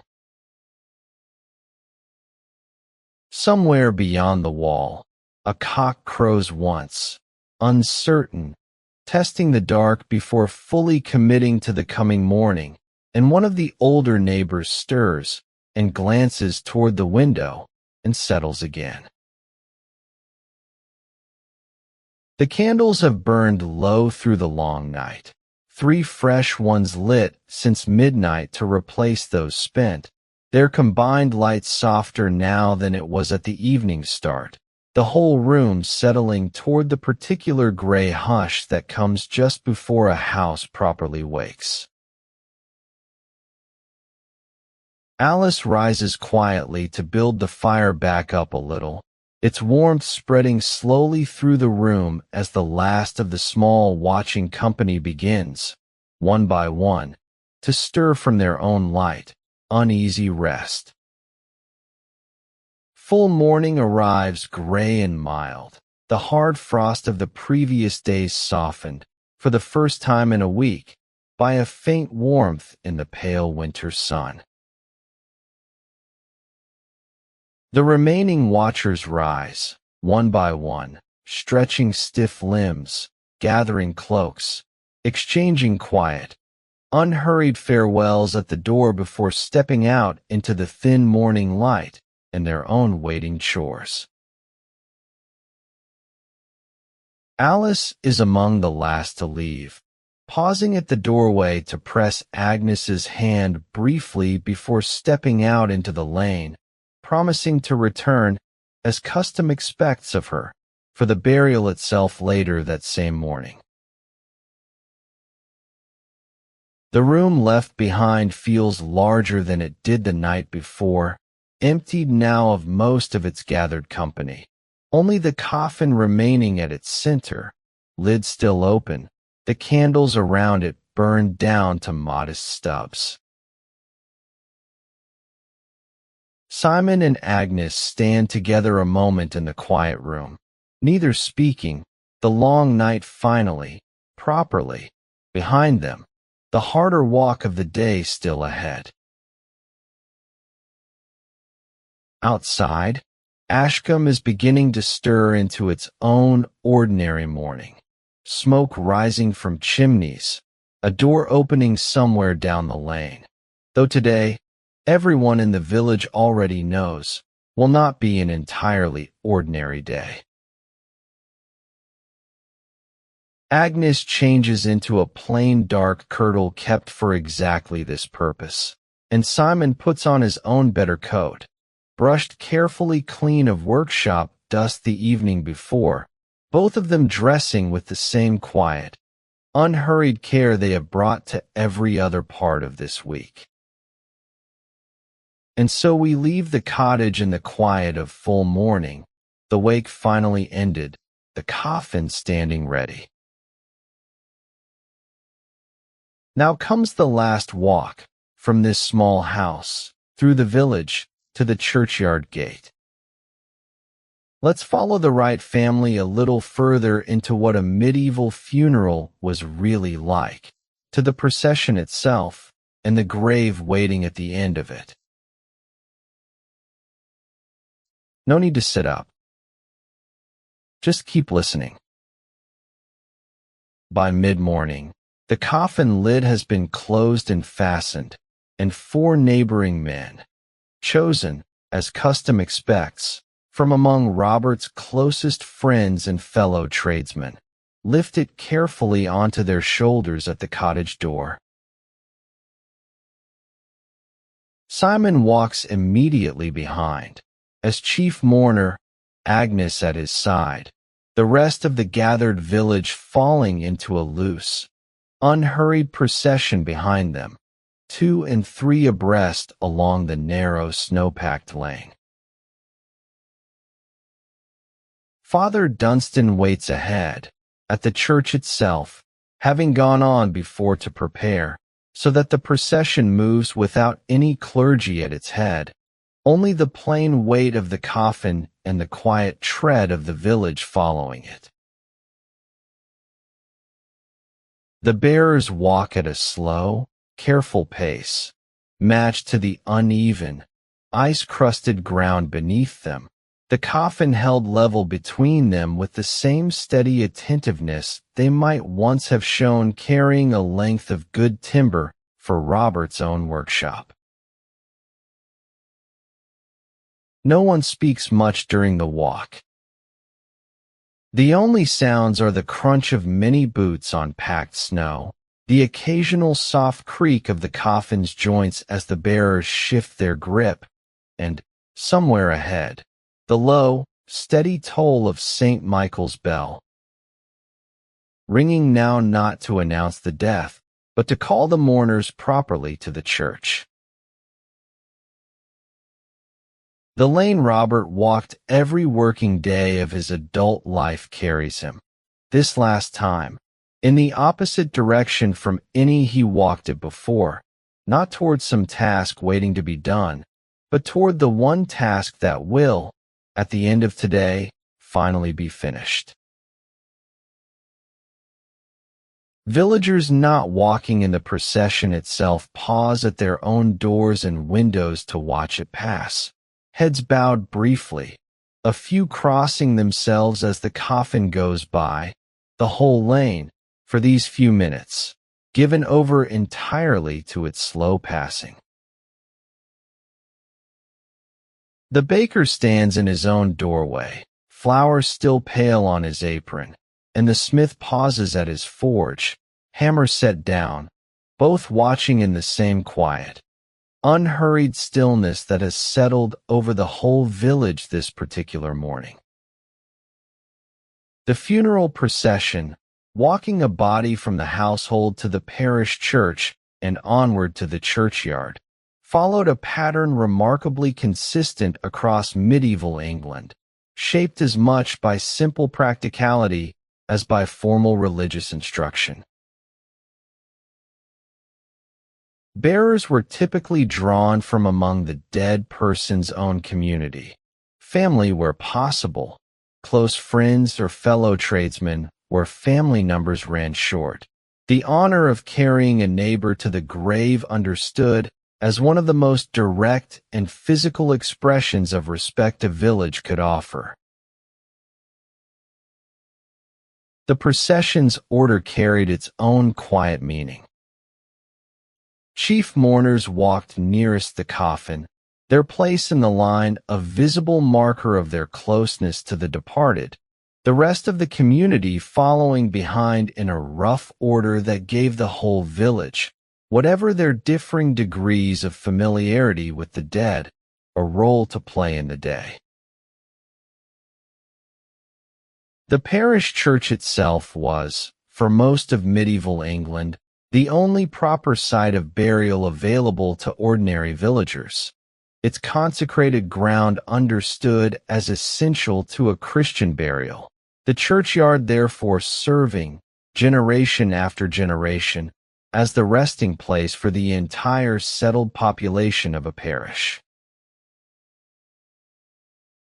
A requiem mass, said specifically for the soul of the departed, formed the heart of the church portion of the day, a formal liturgy distinct from the ordinary Sunday Mass, its prayers directed specifically toward easing the soul's passage through purgatory, a state medieval Christian theology held that most souls would pass through before reaching their final rest.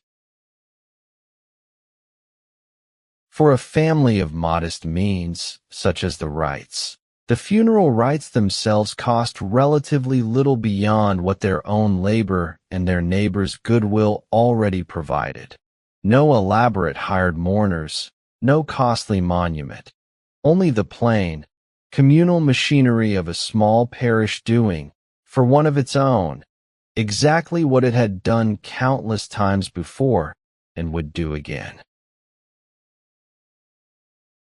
The bell, tolling now to call mourners to the church rather than to announce the death itself, marked one further stage in the same unbroken sequence that had begun 3 days before in the cold hour just after midnight, and would end, by this same afternoon, in the quiet churchyard beyond the porch. Church law across medieval Europe generally required burial to follow death within a reasonably short span, a matter of days rather than weeks, a practical necessity as much as a spiritual one, and one that shaped the whole brisk, orderly rhythm of the days Simon and Agnes had just lived through. The procession reaches the low arched door of St. Michael's a little before midday. The bearers easing the coffin carefully through the narrow entrance and setting it on trestles before the altar, exactly as Father Dunstan directs.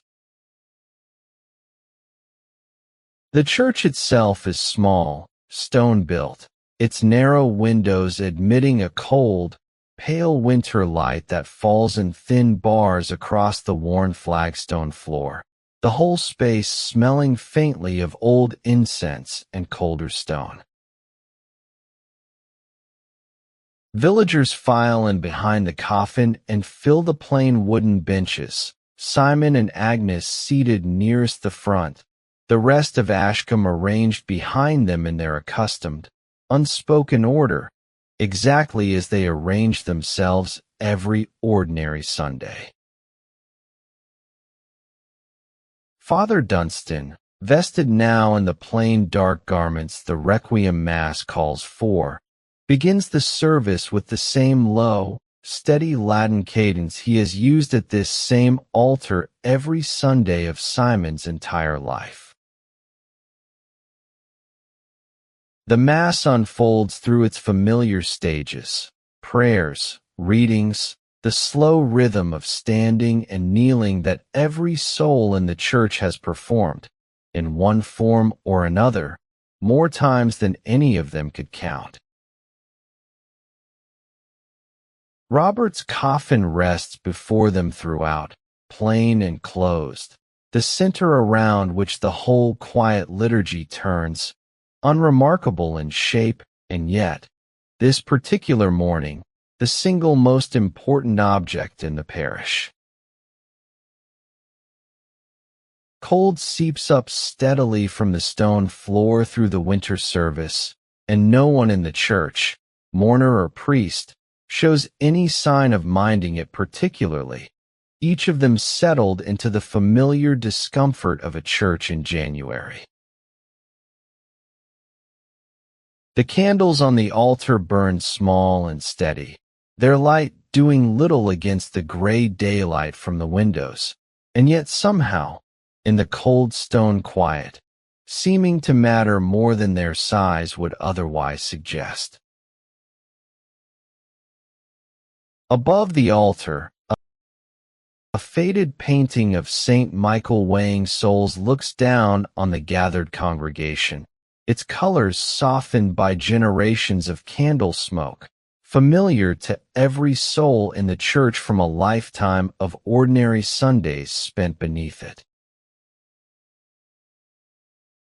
A boy from the village, pressed into service that morning, swings a small censer at the appointed moments, the thin trail of incense smoke rising and drifting slowly through the cold shafts of window light above the bowed heads of the congregation. The Requiem prayers continue, unhurried, through the better part of an hour, Father Dunstan's Latin rolling low and even through the cold stone nave, familiar enough by now to most of the congregation that lips move quietly along with certain passages without needing to think about the words. Near the Mass's end, the priest speaks a shorter passage in plain English, addressed directly to the gathered village rather than to God alone. A few unhurried words about a life spent honestly at a useful trade, about a death that came, in the end, gently and properly attended by those who loved him. He does not speak long. This is not, in the manner of the age, an occasion for elaborate eulogy, only for a plain, sincere acknowledgment of the life now closed, spoken as simply as everything else about the day. When the Mass concludes, the bearers rise again and lift the coffin, and the whole congregation follows it back out through the low arched door into the pale, cold daylight of early afternoon. The procession reforms outside, shorter now in its walk than the one that brought them here, moving directly from the church door across the frozen churchyard grass toward the waiting grave near the southern wall. Snow lies undisturbed across most of the churchyard, broken only by the single dark rectangle of Hodge's finished grave and the narrow path already trodden toward it by the morning's earlier preparations. Father Dunstan leads the way, his breath clouding pale ahead of him, the bell tower of St. Michael's rising quiet and gray above them all, the whole small procession moving now toward its final and simplest task. The churchyard yews stand dark and still on either side of the path, their heavy branches holding a thin crust of snow that has not yet melted even at midday. The whole enclosed ground hushed in the particular way only a churchyard seems to hold. Hodge Caldwell waits already at the graveside, spade set aside for now, his cap removed despite the cold, standing exactly where he stood 2 days before with quite different tools in hand, ready now for the last stage of the same task. At the graveside, the bearers lower the coffin carefully on ropes, the whole village gathered in a loose circle around the dark opening in the snow, breath clouding pale above them in the cold afternoon air. Father Dunstan stands at the head of the grave, his prayer book open, though he speaks now mostly from long memory, the familiar words of the committal rising steady and unhurried into the still winter air. Earth to earth, he says, taking a small handful of loose soil from beside the grave, ashes to ashes, dust to dust, letting it fall, softly, onto the coffin lid below.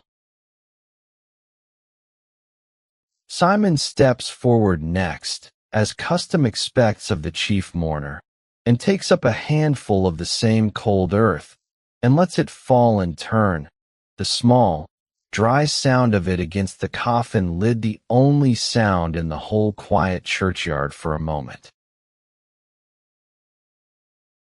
Agnes follows him, and then, one by one, a number of the gathered neighbors, each adding their own small handful to the same simple gesture, the earth accumulating slowly across the plain oak lid below. No one weeps openly at this. The mood in the churchyard is not one of raw grief so much as a settled, communal solemnity, everyone present understanding exactly what is being done and why, and finding in the shared performance of it something that steadies rather than breaks. The winter light has begun, already, its slow early decline toward afternoon, throwing long pale shadows from the yew trees across the snow-covered graves around them, Robert's own late wife's stone marker just visible a few paces off. Father Dunstan closes his prayer book at last, and the small crowd holds its stillness a moment longer, no one quite ready to be the first to turn away from the open grave and back toward the ordinary business of the afternoon. Once the committal itself is finished, Hodge Caldwell steps forward with his spade, and the greater part of the village begins, gradually, to disperse back toward their own homes and their own unfinished afternoon's work. Simon remains, along with Agnes and a small handful of the closest neighbors, watching as Hodge begins the steady, familiar labor of filling the grave, each spadeful of cold, dark earth falling with the same soft, unhurried sound as the handfuls thrown moments before. The winter afternoon light continues its slow decline as he works, the sky overhead deepening from pale gray-blue toward a colder, dimmer shade, the churchyard's long shadows stretching further across the snow with every passing quarter hour. Hodge works without hurry, but without pause either, his motions the same practiced rhythm that dug the grave 2 days before, now simply reversed, the loose earth mounding steadily higher above the level of the surrounding ground. Simon watches the whole of it, standing very still at the graveside, his father's own hands somewhere present. He thinks, in the plain, honest labor being done here, earth moved by a spade the same unhurried way timber, was once shaped by his father's own tools. By the time Hodge sets down his spade, the light has failed almost entirely, and the newly mounded grave stands dark and simple beneath the first faint stars of the evening, indistinguishable, already, from the older graves gathered quietly around it. He wipes his spade clean against the grass, out of long habit, and offers Simon a short, plain word before gathering his tools.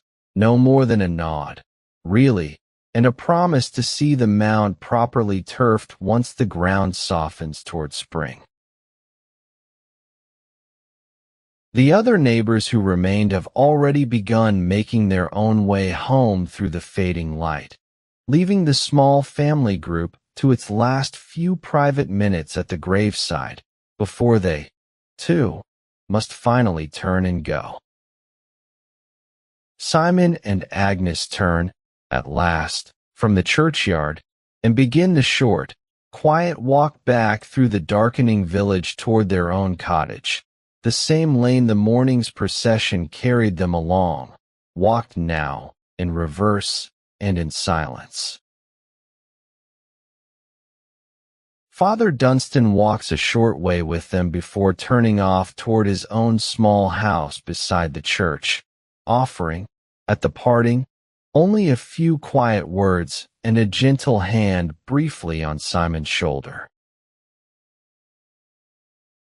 The village around them has settled fully into evening, chimneys smoking steadily against the darkening sky, shuttered windows glowing faintly here and there with early candlelight. Neither Simon nor Agnes speaks much on the walk, the day's long unhurried sequence of rites having left them both with less need for words than usual, the silence between them companionable rather than heavy. The cold has deepened again with the failing light, and their breath clouds pale ahead of them with every step, the frozen lane crunching softly underfoot in the near-total quiet of the settling village. Ahead, their own cottage comes into view, its shuttered window showing no candlelight yet, the small building looking, for the first time either of them can quite remember, entirely unfamiliar in its stillness. A single set of footprints, left earlier by a neighbor clearing away the last of the wake's borrowed benches, crosses the otherwise unbroken snow before their door, the only sign that anyone has passed this way since morning. Somewhere behind them, back along the darkening lane, St. Michael's bell tower stands quiet against the last gray light, its work for this particular death now entirely finished, until some other winter, some other household, calls upon it again. Simon lifts the door's latch and steps inside first, into a cottage that is, in every physical sense, exactly as they left it that morning. The same hearth, the same table, the same low beams overhead. And yet the room feels different in some way neither of them tries very hard to put into words. The bier and the trestles and the candles that stood beside it these past 3 days have all been quietly cleared away by neighbors during the day's rites. The main room returned to its ordinary shape. Agnes moves to the hearth and coaxes the banked embers back into a proper fire, the small, practical task steadying her, as such tasks generally have, through this entire long week now finally behind her. Simon stands a moment in the middle of the room, looking at the space where the bier stood only that morning, now simply empty floor, swept and ordinary, as though nothing at all had rested there. The fire catches and begins, slowly, to warm the cold room, its light throwing familiar shadows across walls that have held 3 generations of this same family, and will, in time, hold more still. Simon sets his father's old spoke of carved ash back onto its shelf, exactly where it has always sat, and finds, in the small, unremarkable act of leaving it undisturbed, a quieter comfort than he expected any single gesture tonight could offer. Outside, full night has settled over Ashcombe, the churchyard and its newly mounded grave lying quiet now under the same clear winter stars that watched over the whole long week just ended.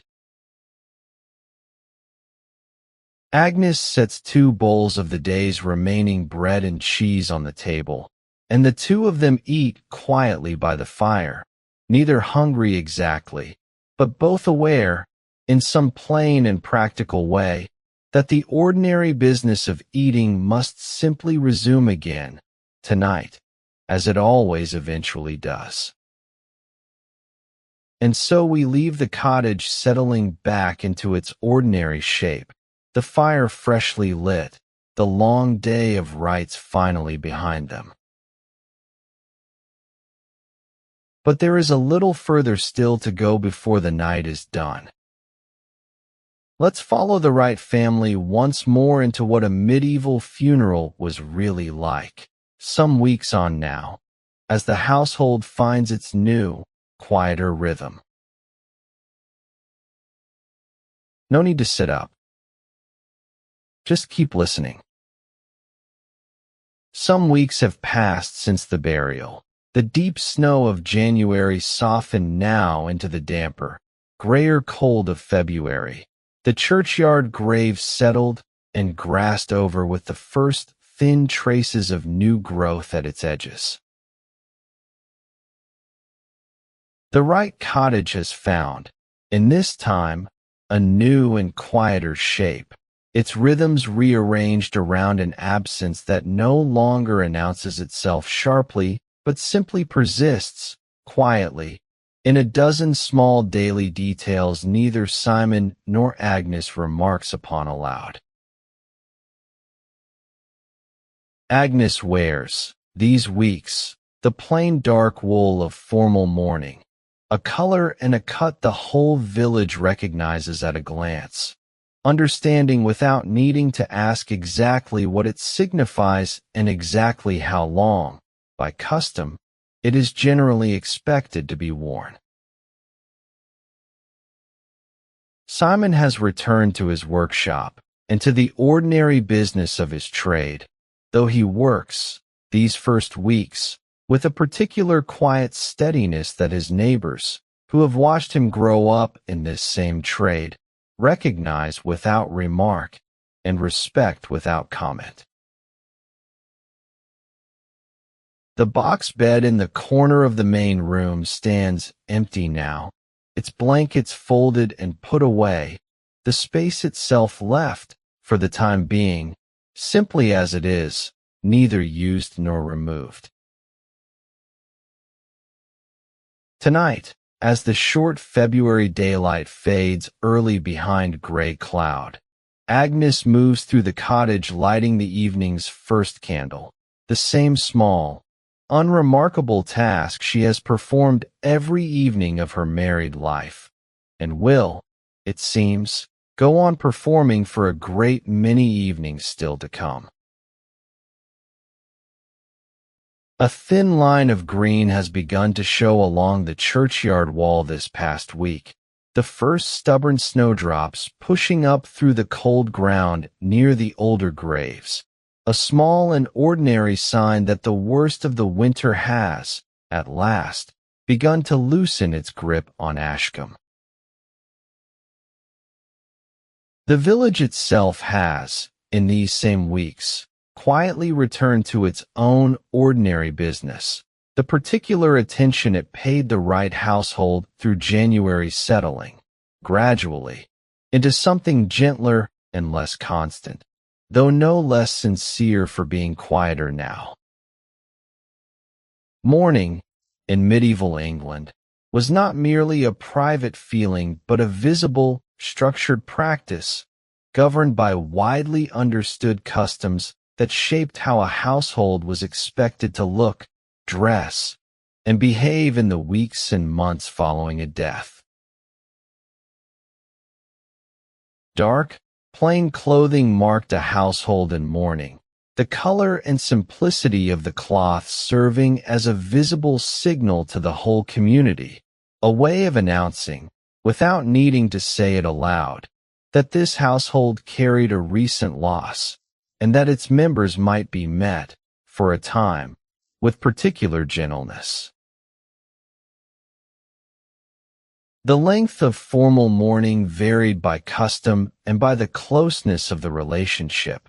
A widow such as Agnes generally expected to observe it longer and more visibly than a more distant relation, though no single rule bound every household identically across the whole width of England.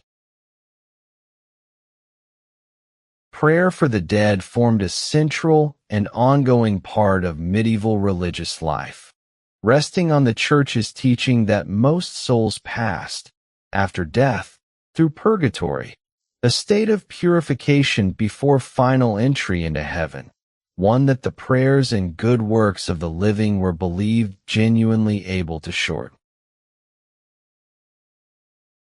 Wealthier families sometimes endowed a chantry, paying a priest to say masses specifically for a named soul, sometimes for years or even generations after the death itself. A family of modest means, like the Wrights, could not afford such a formal endowment, but relied instead on the ordinary, ongoing prayers of the parish and on private visits, where possible, to a nearby monastery known for its own steady rounds of prayer.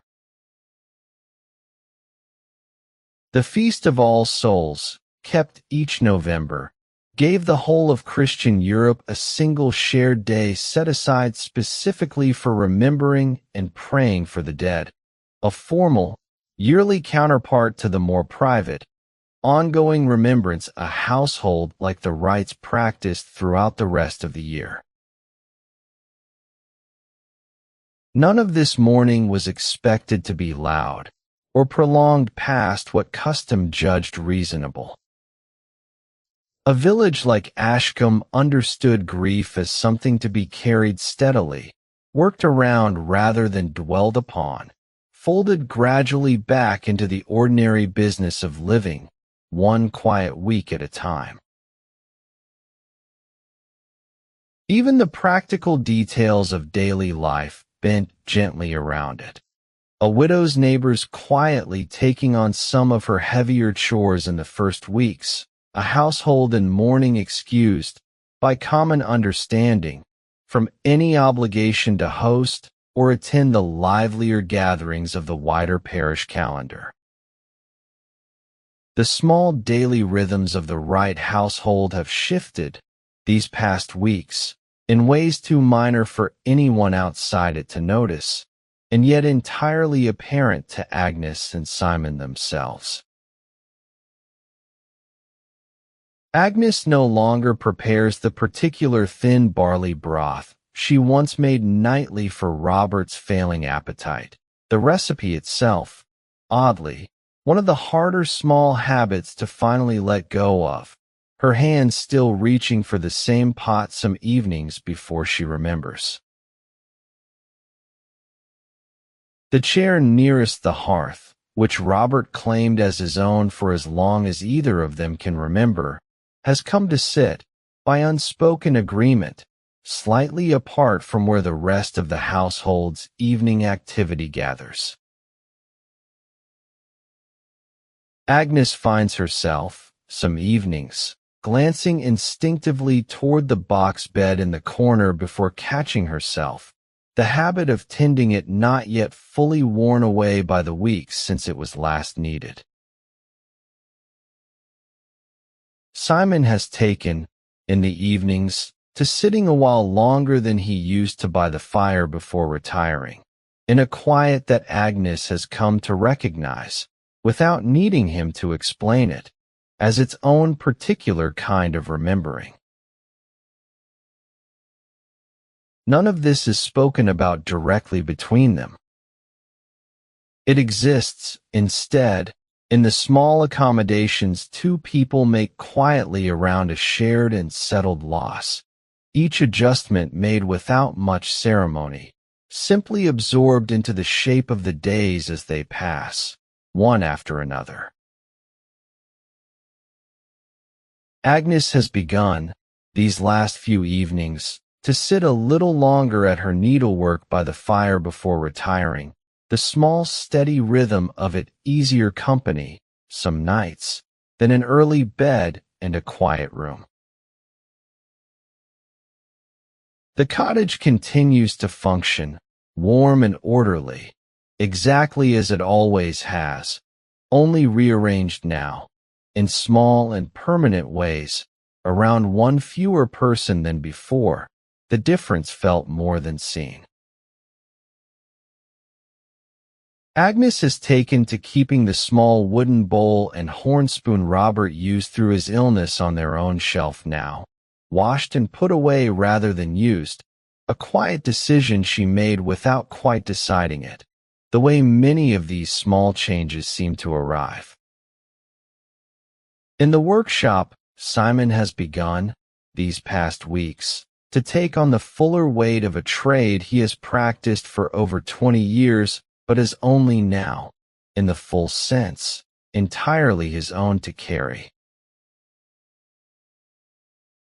He works today on a cart wool brought in by a farmer from the edge of the parish, the same kind of ordinary, useful repair his father performed for that same family, and for most families in Ashcombe for decades before him. His hands move through the work with an ease that owes everything to his father's patient teaching. Decades of instruction now settled so completely into muscle and habit that Simon rarely needs to think consciously about any single motion. He finds himself, some afternoons, talking quietly to the empty workshop as he works, the way he once talked to his father across these same trestles, the habit persisting a while longer even without anyone there to answer him back. The farmer, collecting his mended wheel later that afternoon, remarks, without any particular weight behind it, that the work is every bit as sound as old Robert's always was, a small, ordinary compliment that Simon accepts with a short nod and carries with him, quietly, for longer than the farmer likely intended. The trade continues in Ashcombe exactly as it always has, carried now by different hands, shaped by the same steady standards it was shaped by before, the wheels and doors and beams of the whole parish still, in a sense, passing through the same family's care. By evening, the workshop's single window has gone dark, and Simon banks the fire and closes the door, exactly as his father once did, on exactly this same small building, night after night, for so many years before him. He pauses a moment at the threshold, as he has taken to doing lately, and glances back once at the quiet trestles and the small wooden horse still resting on its shelf, before pulling the door closed behind him and starting home through the cold. On a mild gray morning near the end of February, Simon and Agnes set out together on the half-day's walk to St. Cuthbert's Priory, a small Benedictine house set in a wooded valley beyond the far edge of the parish. It is not a journey they make often, but Father Dunstan had suggested it some weeks before, gently, as a fitting way to mark the passing of a full month since the burial. A visit to a house known, across the whole region, for the steadiness and constancy of its prayers for the dead. The road out of Ashcombe runs first through open, frost-hardened fields, and then into a stand of bare winter woodland, the priory's low stone walls appearing, at last, through the thinning trees ahead of them, gray and plain against the pale sky. A lay brother meets them at the gate, unsurprised by their errand, the priory long accustomed to receiving villagers from the surrounding parishes with exactly this kind of quiet request, arriving in ones and twos through every season of the year. He leads them across a small stone yard, past the low arches of the cloister, toward the priory church itself, its bell tower rising plain and gray above the bare trees around it, a single thread of smoke drifting from a chimney beyond the wall. Agnes finds the quiet of the place settling over her almost at once, a stillness deeper and more deliberate than the ordinary quiet of the village, built, it seems, entirely on purpose, out of centuries of exactly this same unhurried, patient calm. Simon walks beside her without speaking, his eyes on the gray stone tower ahead, carrying with him, though he has not said as much aloud, a quiet hope that the request Father Dunstan suggested might genuinely be granted here, in this small and unfamiliar place. The lay brother leads them past a small herb garden, its beds still bare with winter, and past the low door of the infirmary, from which drifts the faint, dry smell of stored herbs, before turning them, finally, toward the church porch itself. Brother Ellard meets them just inside the priory church, an elderly monk of 58, stooped slightly with years of the same daily round of prayer, his manner unhurried and entirely without ceremony. He has been told already, by the lay brother, the simple facts of their errand. A father and grandfather recently buried in the parish of Ashcombe, a family hoping the priory might remember him in its own prayers, as it remembers so many others. Brother Ellard nods at this the way a man nods at a request he has received, in one form or another, more times across his long years here than he could easily count, and asks only Robert's name, which he repeats once, quietly, committing it to memory.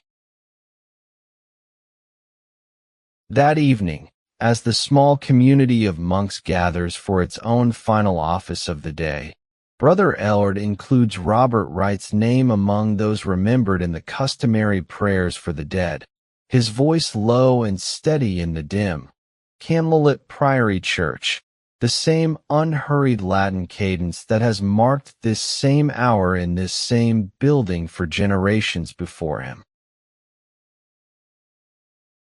Simon and Agnes, given a simple meal and a place to rest for the night in the priory's small guest quarters, hear the distant sound of the monks' evening chant carrying faintly through the stone walls, and find in it, without either of them quite saying so, a particular kind of comfort. The priory's own daily round of prayer will continue, Brother Ellard assures them before they retire, long after tonight. Robert's name folded now into the same steady, ongoing remembrance the house keeps for a great many souls, near and distant, across the whole surrounding country and beyond it. A single lamp burns low in the guest quarters through the night, tended by the same lay brother who met them at the gate, its small steady flame the last thing Agnes sees before sleep finally, gently, takes her. Morning at the Priory comes gray and quiet, the small guest room cold but not unbearably so, a single narrow window admitting a thin, pale winter light across the plain stone floor. Simon and Agnes rise early, share a simple meal of bread and watered ale with the lay brother who tends the guest quarters, and thank Brother Elward once more before setting out on the walk home to Ashcombe. The monk offers only a brief, unhurried blessing at the parting, and the same quiet assurance from the evening before, that Robert's name will continue to be remembered here, in the ordinary course of the Priory's own unbroken prayers, for as long as such things are kept. The walk back to Ashcombe passes through the same bare winter woodland and frost-hardened fields as the walk out, though both Simon and Agnes find the return somehow lighter than the outward journey, a small, settled sense of something properly attended to at last. They speak more, on this walk home, than they managed the day before. Small, ordinary talk of the workshop, of the household, of the coming spring not yet arrived, but no longer entirely out of sight either, somewhere beyond the gray fields. By the time Ashcombe's own low rooftops come into view ahead of them, the pale afternoon light has begun its early winter decline, and smoke is already rising, thin and steady, from the village's scattered chimneys, welcoming them quietly home. They passed the same wayside cross at the edge of the parish that marked their leaving the morning before, and Agnes pauses there a moment, as she has seen other travelers pause, before walking on toward the low roof line of the village she has known her whole married life. They reach their own cottage as the light fails fully, and Simon lifts the latch, and the two of them step inside together into a room grown pleasantly familiar again, its shape settled now around its new and steady rhythm. Agnes lights the evening's first candle, the same small, unremarkable task she performs every evening, and sets about building up the hearth fire against the coming cold of a February night. Simon settles into his own chair, not his father's, which stands still a little apart from the rest of the room, though the distance no longer carries quite the same weight it carried in the first weeks after the burial.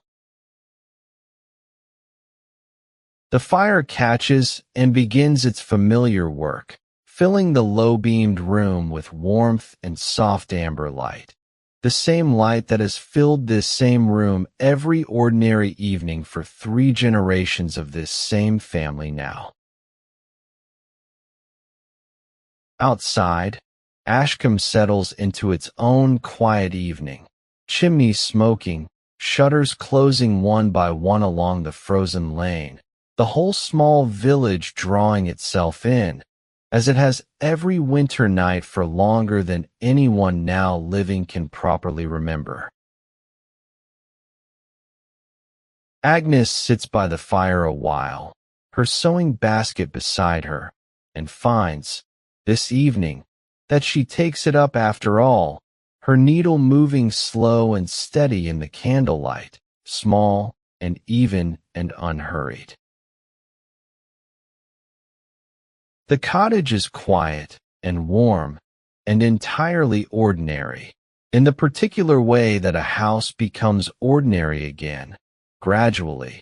Once enough gentle evenings like this one have been allowed simply to pass, one after another, into the next.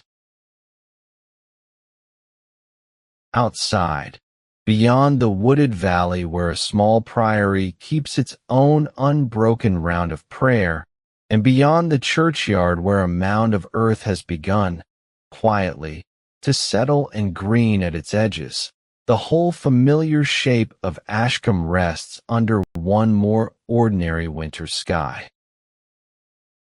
And so the night goes on, as it has for centuries.